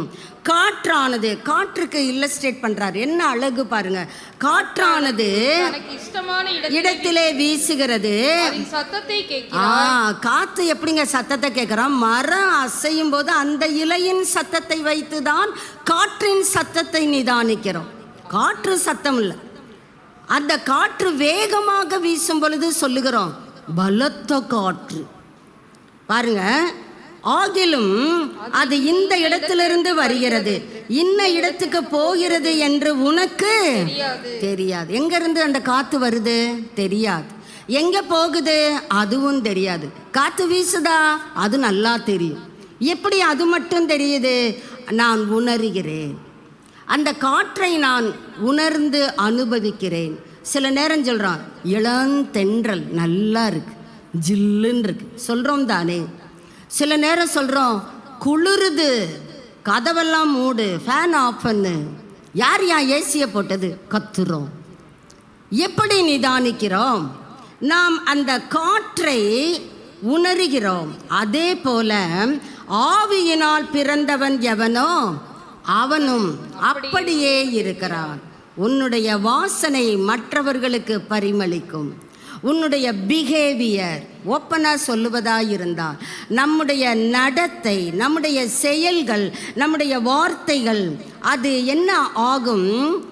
கர்த்தருடைய காரியமா அல்லவா என்பதை அது வெளிக்காட்டும். வாசிக்கலாம் 2 கொரிந்தியர் 5:17. நமக்கு எல்லாருக்கும் தெரிந்த வசனம், ஓய்வு நாட் பாடசாலை பிள்ளைகளுக்கு கூட பரிச்சயமான வசனம். இப்படி இருக்க ஒருவன் நீ இன் கிரைஸ்ட், கிறிஸ்துவுக்கு உள்ள இருந்தேன்னா you will be a new creature, புது சிருஷ்டி. அது எப்படி? நாம் பிறந்து முதிர் வயதாகிவிட்டேன், நான் எப்படி அது புதுப்பிக்கப்பட முடியும்? நான் கிறிஸ்துவுக்குள் இருப்பேன் என்றால், கிறிஸ்துவுக்குள் நாம் இருக்கிறவராக காணப்படுவது அவசியம். 1 பேதுரு 1:23 வசனம். 1 பேதுரு 1:23. அழிவுள்ள வித்தினாலே அல்ல, என்றென்றைக்கும் நிற்கிறதும் ஜீவனுள்ளதுமாத, அழிவுள்ள வித்தினாலே அல்ல, என்றென்றைக்கும் நிற்கிறது, forever and forever. இது நிற்கிறது, உன்னையும் நிற்க பண்ணும். பிசாசின் தந்திரங்களோடு எதிர்த்து நிற்க வசனம் நிற்கிறது, நம்மையும் நிற்க பண்ணும். அடுத்து வாசிக்கலாம், ஜீவனுள்ளதுமான தேவ வசனம். ஒரு இடத்துல இந்த தேவ வசனத்திற்கு பட்டயம் என்று சொல்லப்படுகிறது, இங்கே அழிவில்லாத வித்து என்று சொல்லப்படுகிறது. நாம் எல்லாரும் மாம்ச வித்திலே பிறந்திருக்கிறோம், ஆனால் அழியாத வித்து ஒன்று உண்டு. அது எது என்றால் தேவ வசனம். அந்த அழியாத வித்தினாலே நாம் மறுபடியும் என்னாகிறோம்? பிறந்திருக்கிறோம், பிறக்கப்பட்டு இருக்கிறோம், ஜெனிப்பிக்கப்பட்டு இருக்கிறோம். இப்போ அந்த யோவான் 3வது அதிகாரமும் இந்த வார்த்தையும் நமக்கு கலந்து வரும் பொழுது எளிதிலே புரிந்து கொள்ள முடிகிறது தானே. வாசிக்கலாம் இன்னும் கொஞ்சம். யோவான் 6ஆம் அதிகாரம் 63வது வசனத்திலே கர்த்தரும் இரட்சகருமாகிய இயேசு கிறிஸ்து என்ன சொல்லுகிறார்? ஆவியே உயிர்ப்பிக்கிறது, மாம்சமானது எதுக்கும் லாய்க்கில்ல, அது அழிந்து போய்விடும். நாம் எல்லாரும் மாம்சத்திலே தான் இருக்கிறோம். ஆனா அந்த மாம்சத்தை ஆவியானவர் சாவுக்கேதுவான அந்த மாம்சத்தை உயிர் பெற செய்கிறார், புதுப்பிக்கிறார். வாசிக்கலாம். நான் உங்களுக்கு சொல்லுகிற வசனங்கள், நான் உங்களுக்கு சொல்லுகிற வேர்ட் ஆஃப் காட் வசனங்கள் ஆவியாயும் ஜீவனாயும் இருக்கிறது. இருந்தது அல்ல, இருப்பது அல்ல, இருக்கிறது. இருக்கிறேன் என்பவருடைய வாயிலிருந்து வருகிற வார்த்தைகள் எல்லாம் அழியாதது, ஜீவனுள்ளது, என்றென்றைக்கும் நிற்கக்கூடியது. நாம் இந்த வசனங்களிலே எந்த அளவிற்கு நாம் நம்முடைய நேரத்தை கொடுக்கிறோமோ அந்த அளவிற்கு நாம் புதுப்பிக்கப்பட முடியும். ஏன் நான் புதுப்பிக்கப்பட முடியலை? எனக்கும் வார்த்தைக்கும் வெகு தூரம். எழுந்திருச்ச உடனே காப்பி தூள் இருக்கா, இந்த பையன் பால் வாங்கிட்டு வர சொன்னா வர்றானா? எழுந்திருச்ச உடனே நம்முடைய மனதிலே ரீங்காரம் அடிக்கிறது இதுவா, அல்லது எது எப்படி இருக்கட்டும், நான் இருட்டோட இயேசுவை போல எழுந்து தனிமையான ஒரு இடத்திற்கு போய் அங்கே பிதாவை நோக்கி ஜெபிப்பேன். பிதா எனக்கு அருளிய அந்த என்றென்றைக்கும் நிற்கிறது ஜீவன் உள்ளது அழியாத அந்த வார்த்தையிலே என்னுடைய கவனத்தை ஓரிரு நிமிடங்களாவது செலவிடப் போகிறேன். நம்முடைய சிந்தையில் எது பதிந்திருக்கிறது? எழுந்திருச்ச உடனே அன்னைக்குள்ள வேலைகளை தான் பட்டியலிடுகிறோம். இன்னைக்கு இங்கே போகணும், அங்கே போகணும், அவரை பார்க்கணும். படுக்கும்போது பார்த்தீங்கன்னா அத்தனையும் புட்டகேசாக இருக்கும். என்னென்னமோ நினச்சேன், எழுந்திருக்கும்போது இவங்களை பார்க்கணும்னு நினச்சேன், இந்த காரியத்தை முடிச்சிடணும்னு நினச்சேன், ஒன்றும் முடியலை. அப்படிதானே படுக்கைக்கு அநேக நேரங்களிலே செல்லுகிறோம். இங்கே இந்த வேதத்துக்கு நாம் எந்த அளவிற்கு நேரத்தை கொடுக்கிறோமோ அந்த அளவிற்கு. அதான் ஆண்டவரே சொல்றாரு, மாம்சம் எதுக்கும் உதவாதுப்பா. ஏன்பா அதுக்கு போய் ஓடி ஓடி போய்கிட்டே இருக்கிற? நீ போகும்போது உன் மாம்சம் கூட உன் கூட வராது, அது மண்ணுக்கு தான் போகும். மண்ணானது அங்கே திரும்பிடும். ஆவி தன்னை தந்த தேவனிடத்திற்கு போகும். அந்த ஆவியிலே நாம் எதை பதித்து வைக்கிறோம்? வார்த்தையா? ஆவியானவர் ஆவியாயிருக்கிறார் தேவன். அந்த ஆவியானவர் நம்மை என்ன பண்ணுகிறார்? அவருக்குள்ளாக மறுபடியும் பிறக்க செய்கிறார். நாம் எப்படி இந்த வார்த்தைகளுக்கு அடிப்படையாக நம்முடைய ஜீவியத்தை கொண்டு செல்லுகிறோம்? ரோமர் 13ஆம் அதிகாரம் 14வது வசனத்திலே அங்கே சொல்லப்படுகிறது, கர்த்தராகிய இயேசு கிறிஸ்துவை தரித்து கொள்ளுங்கள். பழைய மனிதனை களைந்து போடுங்க, புதிய மனிதனை தரித்து கொள்ளுங்கன்னு சொல்லுகிற கர்த்தருடைய ஆவியானவர் இங்கே சொல்றாரு, இயேசுவையே தரித்து கொள்ளுங்க.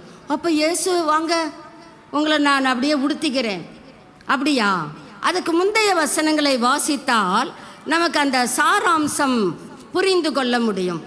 களியாட்டும் வெறியும் வேசித்தனமும் காம விகாரமும் வாக்குவாதமும் பொறாமையும் உள்ளவர்களாய் நடவாமல், இதெல்லாம் சவுல் ராஜாவினுடைய வாழ்க்கையிலே காணப்பட்டதுனால தான் அந்த ராஜாவினாலே சீராய் நடக்க முடியவில்லை.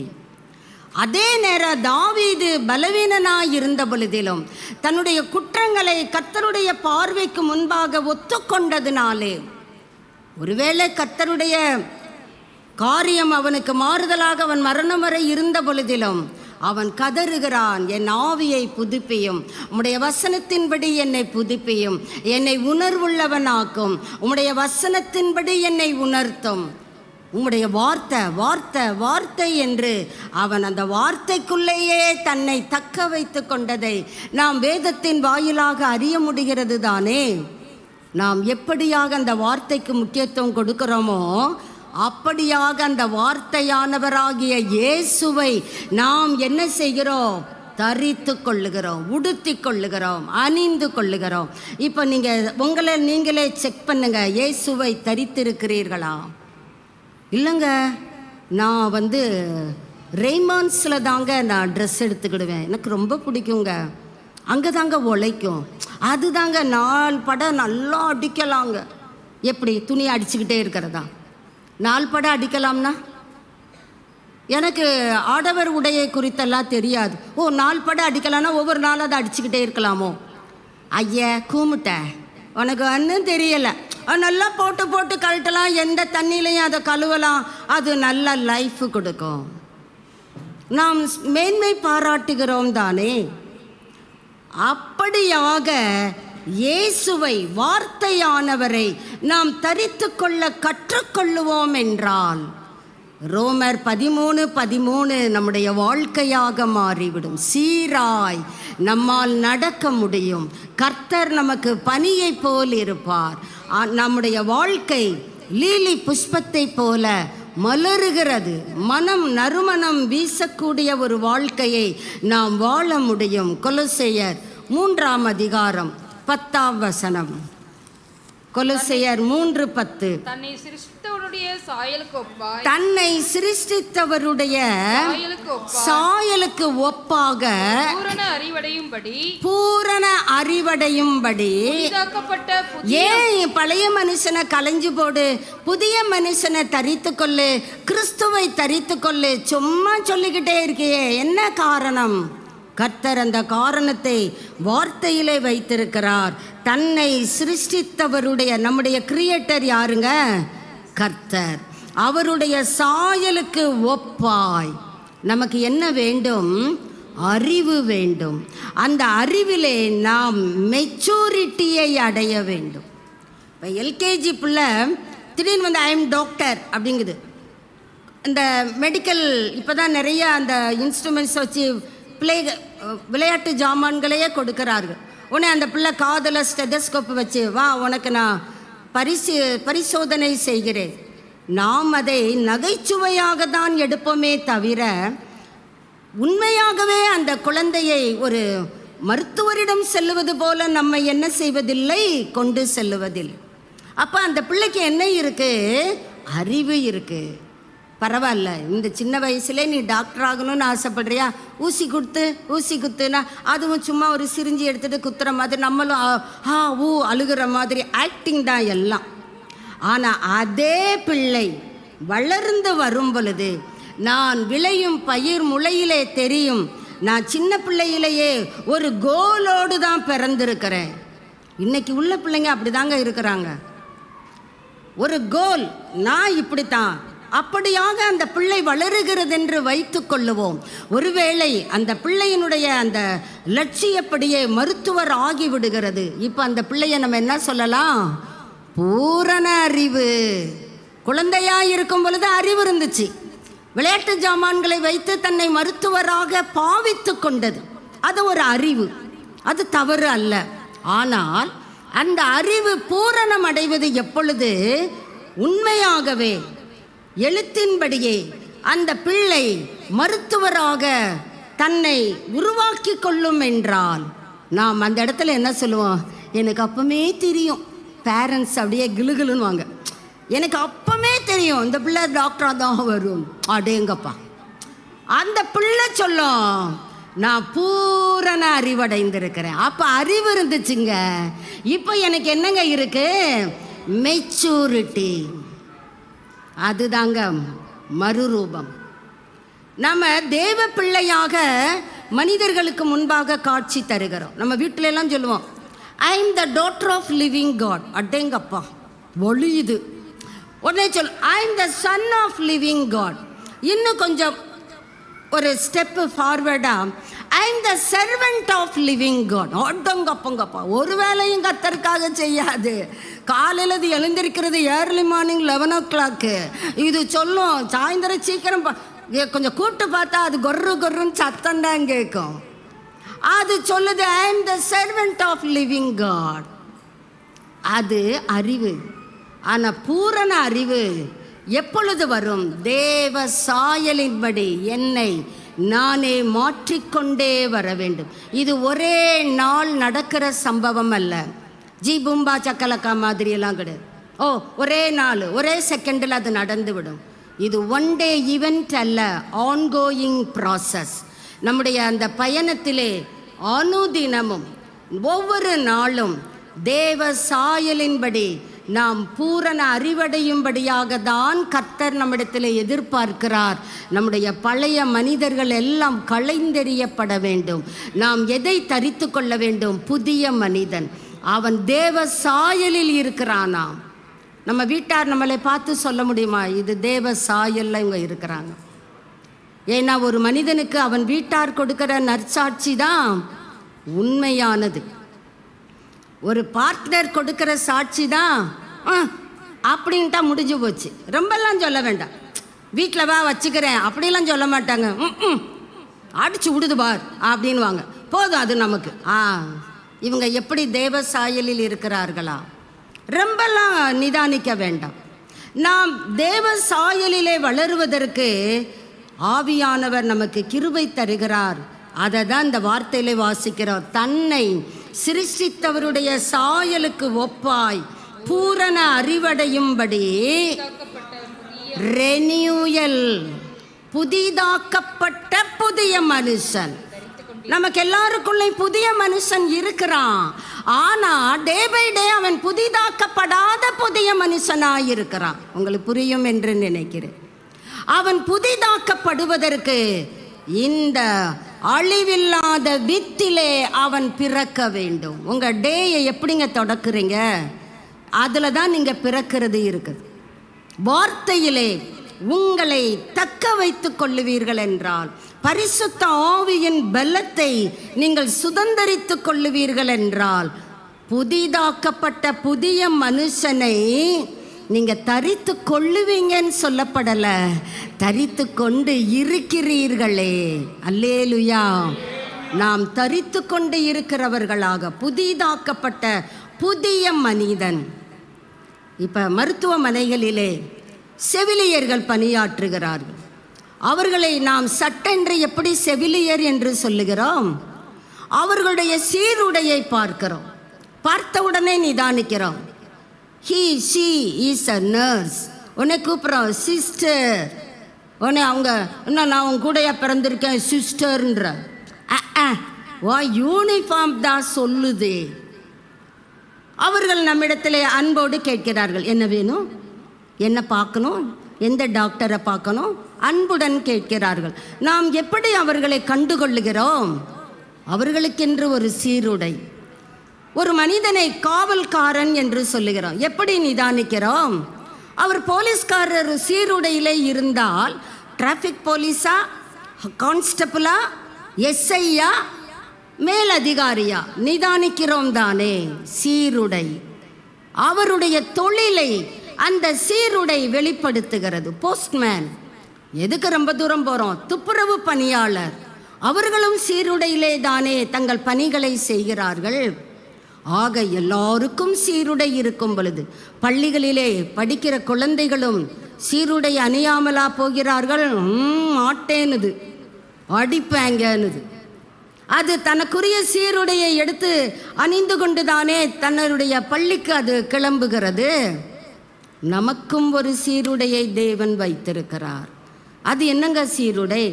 நம்ம எல்லாரும் இப்போல்லாம் கலர் கலராக தானே வந்து உட்காந்துருக்கோம். பட்டர்ஃப்ளைஸ், நம்ம எல்லாம் அப்படி வண்ணத்து பூச்சிகளாக, சிறகடிக்கும் வண்ணத்து பூச்சிகளாக அமர்ந்திருக்கிறோம். அது எப்படிங்க நமக்கு சீருடை?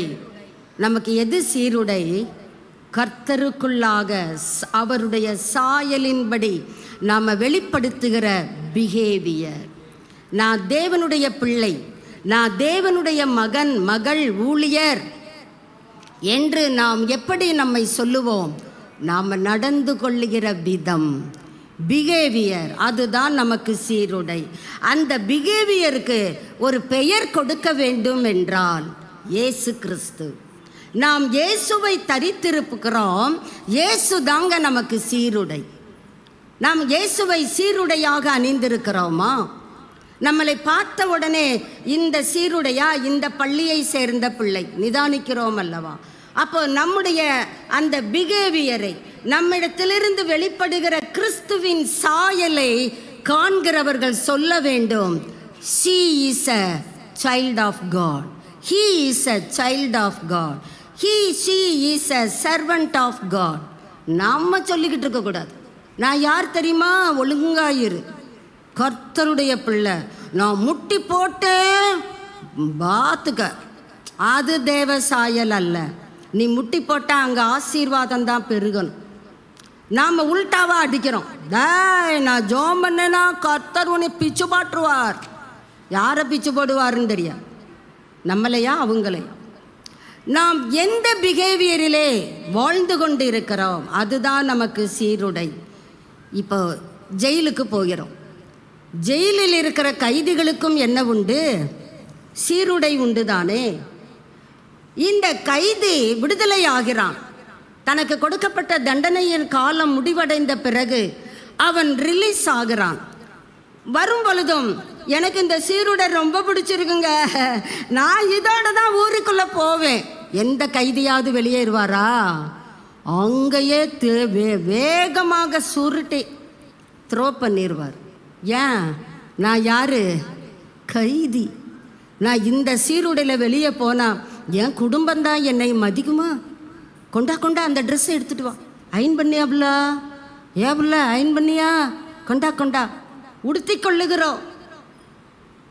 நம்முடைய அந்த கைதி உடையை அங்கேயே வைத்து விடுகிறோம். Just like that same manner சத்துருவுக்கும் பாவத்திற்கும் நாம் அடிமைகளாயிருக்கிறோம். கைதி, அவனுக்கு கீழே, அவன் அரசாட்சியிலே நாம் கைதிகளாயிருக்கிறோம். இந்த கைதியானவன் இயேசு கிறிஸ்துவை நோக்கி ஜெபிக்கிறான். ஆண்டவரே, என்மேல் இரங்கும், எனக்கு இரக்கம் காட்டும். Have mercy on me. அவன் இரக்கத்தை கேட்கும் பொழுது கர்த்தர் சொல்லுகிறார், இவன் நீதிமான் ஆக்கப்பட்டவனாய் தன் வீட்டுக்கு திரும்பி போகிறான். இப்பொழுது நான் வீட்டுக்கு திரும்பி வருகிறேன். கைதி உடையிலே வருவேனா, சீருடை எனக்கென்று கொடுத்திருக்கிற அந்த கிறிஸ்துவாகிய சீருடையை அணிந்து வருவேனா? நீங்கள் எப்படி வருகிறீர்கள்? கைதி உடையிலேயே வருவீர்களோ? அப்படி என்றால் நாம் கைதி உடையிலேயே நாம் இருக்கிறோம் என்றால் நான் இன்னும் பாவத்திற்கு எப்படி இருக்கிறேன்? அடிமைத்தனமாய் இருக்கிறேன். அவனுக்கு, சாத்தானுக்கு நான் அடிமை. ஆனால் கர்த்தர் அவனுக்கு அடிமையாக நம்மை வைக்க விரும்பவில்லை. அவனை ஜெயிக்கிற பிள்ளைகளாக, அவனுடைய தந்திரங்களை எதிர்த்து நிற்கிறதற்கு நம்மை பலப்படுத்தும்படியாக நமக்கு ஒரு சீருடையை வைத்திருக்கிறார், கிறிஸ்து என்னும் சீருடை. அந்த சீருடையை நாம் அனுதினமும் தரித்து கொண்டிருந்தால் கண்டிப்பாக நம்முடைய சாயல் தேவ சாயலின்படி மாறும். பரிசுத்த ஆவியானவருடைய புதிதாக்குதலினாலே, வார்த்தையின் வெளிச்சத்தினாலே நாம் டே பை டே என்ன செய்கிறோம்? தேவ சாயலின்படி நமக்குள்ளே புதிதாக்கப்பட்ட புதிய மனுஷனை தரித்து கொண்டிருக்கிறோம். அப்படி என்றால் நாம் நற்கந்தங்களாக வெளி உலகத்திற்கு கிறிஸ்துவை பறைசாற்றுகிற பிள்ளைகளாக வாழ முடியும் தானே? அதை குறித்த காரியங்களை சற்று நாம் வேதத்தில் இருந்து பார்க்கலாம். எபேசியர் 4ஆம் அதிகாரம் 31வது வசனத்தை வாசிப்போம். சகலவிதமான கசப்பும், பாருங்க, இதெல்லாம் கைதிகளுக்குள்ள சீருடைகள். கோபமும், மூர்க்கமும், கூக்குரலும், தூஷணமும் மற்ற எந்த துர்க்குணமும் உங்களை விட்டு நீங்க கடவது. உங்களை விட்டு தயவு செய்து நீக்கிருப்பா அப்படி சொல்லல, நீங்க கடவது. That is not a suggestion, that is a commandment. அது ஒரு கட்டளை. நீங்க கடவது. வாசிக்கலாம் தொடர்ந்து. நாம் கிறிஸ்துவின் சாயலுக்கு ஒப்பாக மெச்சூரிட்டியை நாம் அனுபவிக்க வேண்டுமே, அந்த பூரண அறிவை பெற்றுக்கொள்ள வேண்டுமே. யாக்கோபு 1 அதிகாரம் 21வது வசனம். யாக்கோபு 1:21.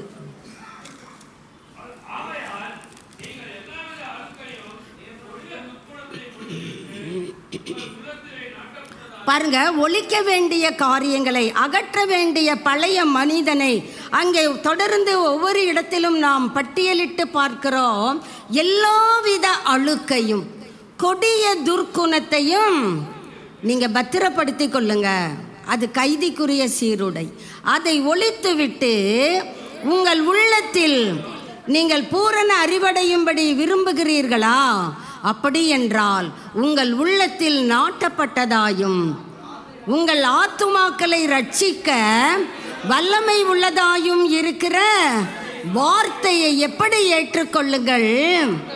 சாந்தமாய். நான் சாந்தமும் மனத்தாழ்மையுமாயிருக்கிறேன், என்னிடத்திலே கற்றுக்கொள்ளுங்கள். கர்த்தர் சொல்லுகிறார். என் வார்த்தையை நான் எப்படி சாந்தமாக இருக்கிறேனோ என் வார்த்தையும் சாந்தமாக இருக்குது. நீங்களும் பூரண அறிவடையும்படி சாந்தமாய் ஏற்றுக்கொள்ளுங்கள். கற்றுக்கொள்ளுகிறவர்களைப் போல நம்முடைய செவிகளை கேட்க செய்கிற கர்த்தர் இந்த காலை வேளையிலே நம்மை பார்த்து சாந்தமாய் சொல்லுகிறார். வசனத்தை சாந்தமாய் ஏற்றுக்கொள்ளுங்கள். அடுத்து பார்க்கலாம். 1 பேதுரு. எப்படியெல்லாம் நாம் இந்த பூரண அறிவை பெற்றுக்கொண்டு ஒழிக்க வேண்டிய காரியங்களை ஒழித்துவிட்டு புதிதாக்கப்பட்ட புதிய மனிதனை தரித்து கொள்ளுவது என்பதை குறித்து தியானித்து கொண்டிருக்கிறோம். 1 பேதுரு 2ஆம் அதிகாரம் முதல் 2 வசனங்கள். இப்படி இருக்க கர்த்தர் தயவுள்ளவர் என்பதை எப்படி இருக்க நீங்கள் வார்த்தையினாலே ஜெனிப்பிக்கப்பட்டவர்களாய் இருக்கிறதுனாலே என்றென்றைக்கும் அழியாததும் நிற்கிறதுமான வசனம் உங்களை மறுபடியும் பிறக்க செய்கிறது. இப்படி இருக்க கர்த்தர் தயவுள்ளவர். டேஸ்ட் பண்ணி இருந்தா, O taste and see that the Lord is good. நப்தலியை குறித்து பாஸ்டர் மோசஸ் பிளஸ் பண்றார். நீங்க வேதத்தில் வாசித்து பாருங்க, கண்டுபிடிங்க. உங்களுடைய வேதாகம அறிவுக்கு ஒரு தேர்வு போல வைத்துக்கொள்ளுங்க. நப்தலியை குறித்து அங்கே பாஸ்டர் மோசஸ் சொல்றாரு, கர்த்தருடைய தயவினாலே இவன் திருப்திப்படுவான், இவன் கர்த்தருடைய ஆசீர்வாதத்தினாலே abundant life நிறைந்திருப்பான். யோவான் 10:10 இயேசு சொல்லுகிறார், நானும் அவைகளுக்கு ஜீவன் உண்டாயிருக்கவும் அது abundant life. கர்த்தருடைய ஆசீர்வாதத்தினாலே உங்களை கர்த்தர் நிறைக்க பண்ணுகிறவர். லீலி புஷ்பத்தை போல நீங்கள் மலருவீர்கள். அதுக்குரிய வழி வகைகளைத்தான் கர்த்தர் நம்மோடு பேசி கொண்டிருக்கிறார். ஏதோ எனக்கு டைம் பாஸு, ஏதோ வேற ஆள் கிடைக்கல, இல்லைங்க. நாம் எந்த வழியிலே சென்றால் பூரண அறிவை பெற்றுக்கொண்டு புதிதாக்கப்பட்ட புதிய மனிதனை தரித்து கொள்ள முடியுமோ அந்த பாதையை கர்த்தர் இந்த காலை வேளையிலே நம் ஒவ்வொருவருக்கும் காண்பித்து கொண்டு இருக்கிறார். நீங்கள் கர்த்தருடைய தயவிலே திருப்தி அடைய விரும்புகிறீர்களா? அதை அனுபவிக்கிறவங்களுக்கு தான் தெரியும். படுக்கையை விட்டு எழும்புறதே கர்த்தருடைய தயவு தானே. ஒரு மனிதன் கதறுகிறான், ஜீவ தயாபரர் நீரே. அவர்தான் நமக்கு தயவு பாராட்டுகிறார். நீர் எனக்கு தயவு பாராட்டினே. நான் வெறும் கோலுமாக போனேன், வரும்போது அந்த குச்சியை 2ஆ ஒடிச்சு 2 குச்சியாக கொண்டு வந்திருக்கிறேன். அப்படி சொல்லலைங்க. 2 பரிவாரங்கள். 2 பரிவாரங்கள்னா 2 சேனைகள். இதை ஒரு சிலர் தவறாய் எடுத்துக்கொள்ளுகிறார்கள். அவர் மட்டும் 2 பரிவாரம் வச்சுருந்தாரு, நானும் வச்சுக்கிறேன். ஒரு ஊழியர் பப்ளிக்காகவே சொல்கிறார், ஏன் யாக்கோபு 2 கட்டிக்கிட்டாரு, நான் 2 கட்டிக்கிடக்கூடாதா? அப்போ இவர் யாக்கோபு காலத்தில் வாழ்ந்துக்கிட்டு இருக்கிறாரா? இப்போ 2025 வாழ்கிறவர் வாயில் இது வரலாமா?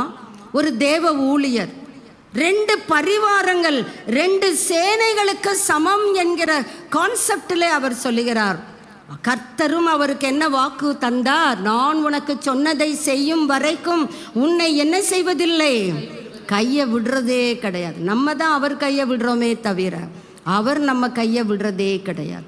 அவர் தயவிலே நீங்கள் திருப்தி அடைந்ததை ருசித்திருப்பீர்கள். ஆனால் இப்போ கர்த்தர் சொல்றாரு, நீங்கள் ருசி பார்த்தது உண்டானால் சகல, அந்த வார்த்தையை துர்க்குணம் என்கிறத விட சகலன்றதை நாம் பதித்து கொள்ளும். இதனால தப்பு இல்லை. நம்ம சில இலக்கணங்களை பாராட்டுகிறோம். அப்படியெல்லாம் இருக்க முடியாது. யார் தான் இன்னைக்கு யோக்கியம்? வீடுகளிலே பேசப்படுகிற காரியங்கள், தேவ பிள்ளைகள் சொல்கிறான், அவங்க ரொம்ப யோக்கியம், நீ அவங்கள பற்றி ஏன்ட்ட கேளு, நான் பட்டியலிடுகிறேன். அவங்க எப்படி இருந்துட்டு போகிறாங்க? உன் வாழ்க்கையில் நீ கர்த்தர் தயவுள்ளவர் என்பதை ருசித்திருப்பாயானால் சகல துர்க்குணத்தை என்ன செய்யுங்க, களைந்து போடுங்க. கர்த்தர் ஒவ்வொரு இடத்துலையும் முதல்ல களைய வேண்டியதை சொல்லிட்டு தான் அடுத்து நம்ம அணிந்து கொள்ள வேண்டியதை சொல்லுகிறார். இப்போ ஒரு புது ட்ரெஸ்ஸு நீங்கள் போட போகிறீங்க, இப்போ வீட்டுக்கு போகிறீங்க, உங்களுக்கு ஒரு புது ட்ரெஸ் இருக்குது, நீங்கள் என்ன பண்ணுவீங்க? அப்படியே மேலே போட்டுக்கிடுவீங்களா? அந்த அளவுக்கான முட்டாள்? இருக்கிறதை களைந்து விடுவேன், பெர்ஃப்யூம் அடிப்பேன், வாசனை திரவியங்களால் என்னை நிறைத்து கொள்வேன், கொண்ட அந்த புத்தாடை அணிகிறோம் தானே. ரொம்ப ஊன்னு அழுதுகிட்டேவா அணிகிறோம்? எவ்வளோ ஹாப்பி. கொடுத்தவங்க நல்லா இருக்கட்டும், நல்லா இருக்கட்டும், நாளைக்கு இன்னொன்று சேர்த்து கொடுக்கட்டும், அவங்களுக்காக நான் தோத்துறோன்னு சொல்கிறேன். அப்படித்தானே நாம் அவர்களை குறித்து புன்முறுவலோடு அந்த புத்தாடையை அணிகிறோம். அதே போல நாம் கிறிஸ்துவை புத்தாடை அணிவது போல நம்முடைய பழைய ஆடைகளை களைந்துவிட்டு புதிய ஆடையாகிய கிறிஸ்துவை அணிந்து கொள்ள வேண்டுமா? சகலவித கபடத்தையும், யாருக்குங்க இது சொல்லப்படுகிறது? சபைக்கு, விசுவாசிகளுக்கு, தேவ பிள்ளைகளுக்கு. சகலவித வஞ்சகங்களையும், சகலவித, அது ஒவ்வொரு இடத்துலையும் நீங்கள் அதை ஆட் பண்ணிக்கிட்டே படிக்கணும். அப்படி தான் ஆங்கில மொழியாக்கங்களிலே பார்க்க முடிகிறது. சகலவித பொறாமைகளையும் சகலவித புறங்கூறுதலையும் என்ன பண்ணுங்க? ஒழித்து விட்டு. நாம் இதை தான் என்ன பண்ணுகிறோம்? வளர்க்கிறோம். அடுத்து என்ன பண்ணணும்? கிறிஸ்துவை எப்படி தரித்து கொள்ளுவது? நீங்கள் பூரண அறிவடையும்படி, வளரும்படி, புதிதாய் பிறந்த குழந்தைகளைப் போல திருவசனம், அது களங்கமற்றது ஞானப்பால். அந்த பாலை நீங்கள் என்ன பண்ணுங்க? உட்கொள்ளுங்க. ஒரு ஃபார்மசிஸ்ட் சொல்கிறாரு, உங்களுக்கு விட்டமின் டி டெஃபிஷியன்சியா? Daily take a cup of milk, take a guava fruit, no afraid. வேக வேகமாக சொல்கிறார். கர்த்தர் நமக்கும் சொல்லுகிறார், நம்ம நிறைய சத்து குறைபாடுகளோடு இருக்கிறோம், பலவீனப்பட்டு விடுகிறோம், வளர முடியலை, பூரண அறிவை பெற்றுக்கொள்ள முடியலை. கர்த்தர் சொல்கிறாரு, இது களங்கமற்றது, இது ஞானத்தை கொடுக்கக்கூடியது. இந்த பாலை நீங்கள் என்ன பண்ணுங்க? என்ன பண்ணுங்க? தர்ஸ்டாக இருங்க. என் நீதியின் மேல் பசி தாகம் உள்ளவர்கள் பாக்கியவான்கள், அவர்கள் என்ன செய்வார்கள்? திருப்தி அடைவார்கள். உங்களுக்கு திருப்தி வேணுமா? பசி தாகம் எந்த அளவுக்கு இருக்குதோ அந்த அளவுக்கு திருப்தியை பெற்றுக்கொள்ள முடியும். வாசிக்கலாம். எபிரெயர் 3ஆம் அதிகாரம் 13வது வசனம். நான்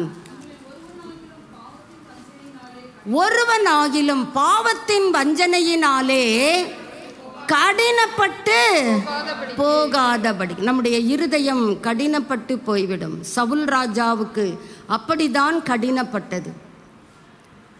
சொன்னார், நீ வர லேட் ஆயிடுச்சு தீர்க்கதரிசியே, இந்த ஜனங்களுக்கு நான் பயந்தேன். கதை சொல்றார். நாம் நம் பாவத்தின் வஞ்சனையினாலே நம்முடைய இருதயம் என்னாகி விடுகிறது? கடினமாகிறது. ஹார்ட்டட், கடினப்பட்டு விடுகிறது. நாள் சொல்லுவோம், ஐயோ தப்பு பண்ணிட்டேன். ஞாயிற்றுக்கிழமை தேவ வார்த்தையை கேட்டுவிட்டு செல்லுகிறோம். திங்கக்கிழமை நம்ம ஒரு தப்பு பண்ணிட்டோம், ஐயோ நேற்று தான் வார்த்தையை கேட்டேன், ஐயோ அப்பப்பா அம்மம்மான்னுவோம். செவ்வாய்க்கிழமை சொல்லுவோம், என்ன செய்யக்கூடாதுன்னு தான் நினைக்கிறேன், செஞ்சு விடுறேன். புதன்கிழமை அதே தப்பை செய்யும்போது சொல்லுவோம், யார் தான் ஒழுங்கு, யார் தான் யோக்கியம். வியாழக்கிழமை சொல்லுவோம், அடப்பாயா அப்படியெல்லாம் வாழ முடியாதியா. இப்படியாக தான் நாம் வளர்ந்து கொண்டிருக்கிறோம். நம்முடைய மனம் புதிதாக்கப்பட்டு கொண்டே இருக்க வேண்டும். அப்போ தான் நாம் மறுரூபத்தை பெற்றுக்கொள்ள முடியும். அப்போ தான் நாம் வளர முடியும். அப்போ தான் நாம் புதிதாக்கப்பட்ட புதிய மனிதனை தரித்து கொள்ள முடியும். ஒரே வார்த்தையில் சொல்கிறதா இருந்தால் நம்முடைய இருதயத்தை ஷார்ப்பாக வைத்து கொள்ள முடியும். கூறு அப்பப்போ மழுங்கி போகிறதற்கு காரணம் பாவத்தின் வஞ்சனையினாலே இருதயம் என்னாகி விடுகிறது? கடினமாகிறது. அது வஞ்சகம், சாட்டனிக் டிசப்ஷன். அந்த வஞ்சகத்திற்கு நீங்கள் என்ன பண்ணுங்க? வெளியே வந்துருங்க, ஆளாகிறாதீங்க, எச்சரிக்கையாயிருங்கள். இயேசு கிறிஸ்து பிறந்து 177 ஆண்டுகள் கடந்த பிறகு பிளாண்டினா என்கிற ஒரு பெண், அவள் ஒரு அடிமை. அந்த அடிமைக்கு ஒரு எஜமாட்டி அம்மா உண்டு. கொலோசையரிலே நாம் வாசிக்கிறது போல சுயாதீனர் ஆயினும் அடிமைகள் ஆயினும் அந்த நாளிலே அரசாங்கம் சுயாதீனரை ஆனர் பண்ணும், அடிமையை கனவீனப்படுத்தும். நீ அடிமை தானே, நீ எல்லாம் இயேசுவை கும்பிடுறியாக்கோ, தீயிலே தள்ளிவிடும். கொடிய மிருகங்களுக்கு அந்த அரசாங்கம் அந்த அடிமைகளை உணவாக கொடுக்கும். அதை அந்த மிருகம் அடித்து ருசித்து சாப்பிடுவதை மேலே சுற்றிலும் அரை வட்டத்தில் உட்கார்ந்து அவர்கள் களி கூறுதலோடு அதை ரசிப்பார்கள்.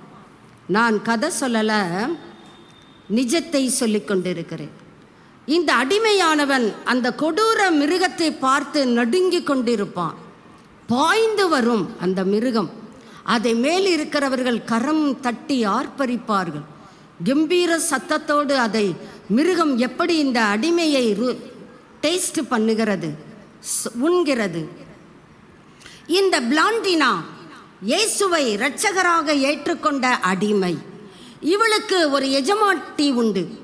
அந்த எஜமானி இந்த அடிமையினுடைய வாழ்க்கையை கண்டு, நானும் இயேசுவுக்கு அடிமை, நாம் இருவரும், நீ வேணா இந்த உலகத்துக்கு அடிமையாக இருக்கலாம், என் வீட்டில் அடிமையாக இருக்கலாம், ஆனால் ஒரு வகையில் நானும் கூட இயேசுவுக்கு அடிமை என்று பிளாண்டினாவும் அவளுடைய எஜமானியும் அடிமைகளாக, இயேசுவுக்கு அடிமைகளாக ஜீவிப்பதை அந்த அரசாங்கம் மோந்து பார்த்து விடுகிறது.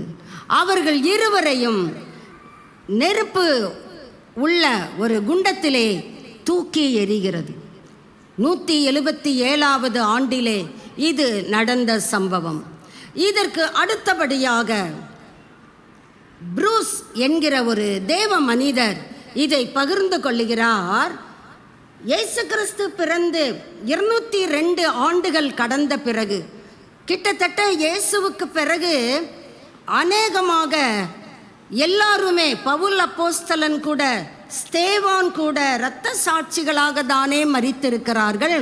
அநேக நூற்றாண்டுகள் இயேசுவை வெறுத்த சாம்ராஜ்யங்கள் இயேசுவின் பிள்ளைகளை மிகவும் சித்திரவதைப்படுத்தி துன்புறுத்தி மடிய பண்ணினதை நாம் நன்கு அறிவோம். ரோம ராஜ்யத்திலே பெர்பெச்சுவா என்கிற ஒரு தேவ மனிதன், அவன் நல்ல ஒரு உத்தியோகத்திலே இருக்கிறான். நான் முதலிலே பகிர்ந்தேன், பிளாண்டினா அவளுடைய எஜமானி, இருவரும் இயேசுவை ஏற்றுக்கொண்ட ஒரே காரணத்திற்காக, நீ சுயாதீனராயிருந்தாலும் நெருப்புக்கு இரையாக வேண்டும் என்பதுதான் சட்டத்தின் நியதி என்று அவர்கள் இருவரையும் நெருப்பிலே தள்ளிவிட்டனர். அவர்கள் இருவரும் சந்தோஷமாக, நாங்கள் கர்த்தரை முகமுகமாக தரிசிப்போம் என்று அந்த நெருப்புக்கு இரையாயினர். அடுத்து சில காலங்கள் கழிந்த பிறகு, கிட்டத்தட்ட 202ஆம் ஆண்டிலே பெர்பெச்சுவா என்கிற மனிதன், அவனும் ஒரு அடிமைதான். அவன் பெலிசிட்டாஸ் என்கிற ஒரு இன்னொரு அடிமை, இருவருமே அடிமைகள் தான். இவர்கள் இருவரும் கரம் கோர்த்து ஜெபிக்கிறதை அந்த அரசாங்கம் பார்க்கிறது. எப்படி ஒரு தானியேல் ஜன்னலை திறந்து வைத்து முத்திரை பத்திரத்துக்கு வைக்கப்பட்டது என்று அறிந்த பொழுதிலும் அவன் ஜெபித்ததை சிலர் கண்டு ராஜாவுக்கு தகவல் கொடுத்தார்களோ, அதே போல இந்த பெர்பெச்சுவாவும் இந்த பெலிசிட்டாஸ் இந்த இரு அடிமைகளையும் அந்த அரசாங்கத்திற்கு கைதிகளாக ஒப்பு கொடுக்கிறார்கள். இவர்கள் இருவரும் கிறிஸ்துவின் மீது கொண்ட விசுவாசத்தை மறுதலிக்காமல் கொடிய மிருகங்களுக்கு இரையாக போய்விட்டார்கள். தலைகளை தாழ்த்துவோம். அவர்களுடைய ஆவிக்குரிய வளர்ச்சி எங்கே? நம்முடைய வளர்ச்சி எங்கே? நாம் லீலி புஷ்பத்தை போல மலர விரும்புகிறோம். ஆனால் நம்முடைய வாழ்க்கையிலே எந்த கஷ்டமும் நமக்கு இயேசுவின் நிமித்தம் வந்துவிடக்கூடாது என்பதிலே கவனமாயிருக்கிறோம். மத்தேயு 22ஆம் அதிகாரம், அங்கே ஒரு மனிதனை ராஜா விருந்து சாலையிலே பார்க்கிறார். கலியாண வஸ்திரம் தரித்திராமல் நீ எப்படி இங்கே வந்தாய் கேட்கிறார். அவன் பேசாமல் இருந்தான். நம் எல்லாருக்கும் கிறிஸ்துவாகிய வஸ்திரம் கொடுக்கப்பட்டு இருக்கிறது தானே. விருந்து சாலையிலே நாம் எல்லாரும் பிரவேசிக்க வேண்டும் என்றால், அடிக்கப்பட்ட ஆட்டுக்குட்டியானவருடனே விருந்து உண்ண உங்களுக்கு ஆசை என்றால் கிறிஸ்துவை தரித்து கொள்ள வேண்டும். கிறிஸ்துவை தரித்து கொண்டால் லீலி புஷ்பத்தை போல மலருவார். கர்த்தர் நமக்கு பனியை போல் இருப்பார். அந்த மனிதன் கலியாண வஸ்திரம் தரித்திராமல் அவன் அந்த ராஜாவை அலட்சியம் பண்ணுகிறான். இவர் கொடுக்கிற வஸ்திரத்தை நான் போட்டுக்கணுமா என்ன? பார்க்கலாம், எனக்கு விருந்து தேவை, ஆனா நான் வஸ்திரம் தரிக்க மாட்டேன். ராஜா சொல்லுகிறார், இவனை கையும் காலும் கட்டி, அன்புள்ளவர் தானே, அன்பின் இரட்சகர் தானே, கிருபையின் காலம் முடிந்து விட்டால் அவர் நீதியுள்ள நியாயாதிபதியாகத்தான் இருப்பார். கிருபை இருக்கும் பொழுதே இயேசுவை நாம் தரித்து கொள்ளுவோம். ஒழிக்க வேண்டிய காரியங்களை ஒழித்துவிட்டு பூரண அறிவடையும்படி புதிதாக்கப்பட்ட புதிய மனிதனை தரித்து கொள்ளுவோம். ஹல்லேலூயா. அவன் 3 வித தவறுகளை செய்தான் என்று வேதம் நமக்கு சொல்லுகிறது. அவன் ராஜ வார்த்தையை அலட்சியம் பண்ணினான். Insulted the king. ராஜா என்ன சொல்லுவாரு? அவர் அப்படிதான் சொல்லுவாரு, ராஜா வந்து பார்த்துக்கிட்டா இருக்க போறாரு, அதெல்லாம் பார்க்க மாட்டாரு. ராஜாக்கு எவ்வளவு வேலை இருக்கும், விருந்தசாலைக்கு போயா வர போறாரு, அவர் கொடுக்கிற சாப்பாடை நம்ம சாப்பிட்டுட்டு வந்துருவோம். அப்படிதான் அவன் போனான். He was unchanged by the gospel. அவனுக்கு சுவிசேஷம் அறிவிக்கப்பட்டது, ஆனாலும் தன்னுடைய வாழ்க்கையை மாற்றிக்கொள்ள அவன் சம்மதிக்கவில்லை. நம்முடைய வாழ்க்கை மாற வேண்டும். தேவ சாயலை உலகம் பார்க்க வேண்டும். செத்த ஈக்கள் அகற்றப்பட வேண்டும். He was indifferent to the gospel. ராஜா சொன்னதாவ அலட்சியம், அசட்டை பண்ணினான். ஏசா நமக்கு ஒரு முன்மாதிரி. அசட்டை பார்த்துக்கலாம். இயேசு வர்றாரு சொல்லிக்கிட்டே தான் இருப்பாங்க. இவங்களுக்கு வேற பொழப்பு இல்லை. இரவிலே திருடன் வருகிற விதமாய் கர்த்தருடைய நாள் வந்து விட்டால் அலட்சியம் பண்ணுகிறவர்கள் எங்கே நிற்போம்? சுவிசேஷத்தினால் மாற்றம் இல்லாத பிள்ளைகள் எங்கே நிற்போம்? கர்த்தரை நிந்திக்கிற பிள்ளைகள், இன்சல்டட் த கிங். ராஜாதி ராஜா அவர் நமக்காக நிந்தையை சுமந்தார். ஆனா இனிமே நம்ம கிட்ட இருந்து அவர் நிந்திக்கப்படத்தக்கவர் அல்ல. அவர் கனத்திற்கு உரியவர், துதிகளுக்கு பாத்திரர். நம்ம என்ன சொல்ல போறோம்? வாரும் ஆண்டவரே சீக்கிரமாயின்னு சொல்ல போறோமா? அல்லது கண்மலையை பார்த்து எங்களை மறைச்சுக்கோப்பா, அவருடைய கோபத்திற்கு எங்களை மறைத்து கொள்ளுங்கள், நாம் என்ன சொல்ல இருக்கிறோம்? அன்பான சபையே, கர்த்தர் நமக்கு கொடுக்கிற தருணங்களை அசட்டை பண்ண வேண்டாம். வாலிப பிள்ளையே, கர்த்தர் உன்னை எச்சரிக்கும் பொழுது நீ உன்னை மாற்றிக்கொள். நீ வளர கர்த்தர் விரும்புகிறார். நீ புதிதாக்கப்பட கர்த்தர் விரும்புகிறார். அலட்சியம் பண்ணின ஏசா கண்ணீரோடு கவலையோடு தேடியும் அதை காணவில்லையே. நல்ல பிதாவே, இந்த காலை வேளையிலே உங்க வார்த்தையை நாங்க கேட்டோம் ஆண்டவரே. எங்களுக்கு நீங்க பனியை போன்றவர் அல்லவா? நாங்கள் லீலி புஷ்பத்தை போல மலரும்படியாக எங்களிலே நீர் விரும்புகிறீரே. எங்களுடைய வாழ்க்கை உம்மால் மாற்றப்படட்டும், புதிதாக்கப்படட்டும். எங்களை மறுரூபமாக்குங்கப்பா. புதிதாக்கப்பட்ட புதிய மனிதனை நாங்கள் தரித்து கொண்டவர்களாக உம்முடைய சமூகத்தை விட்டு கடந்து செல்லுகிறோம்.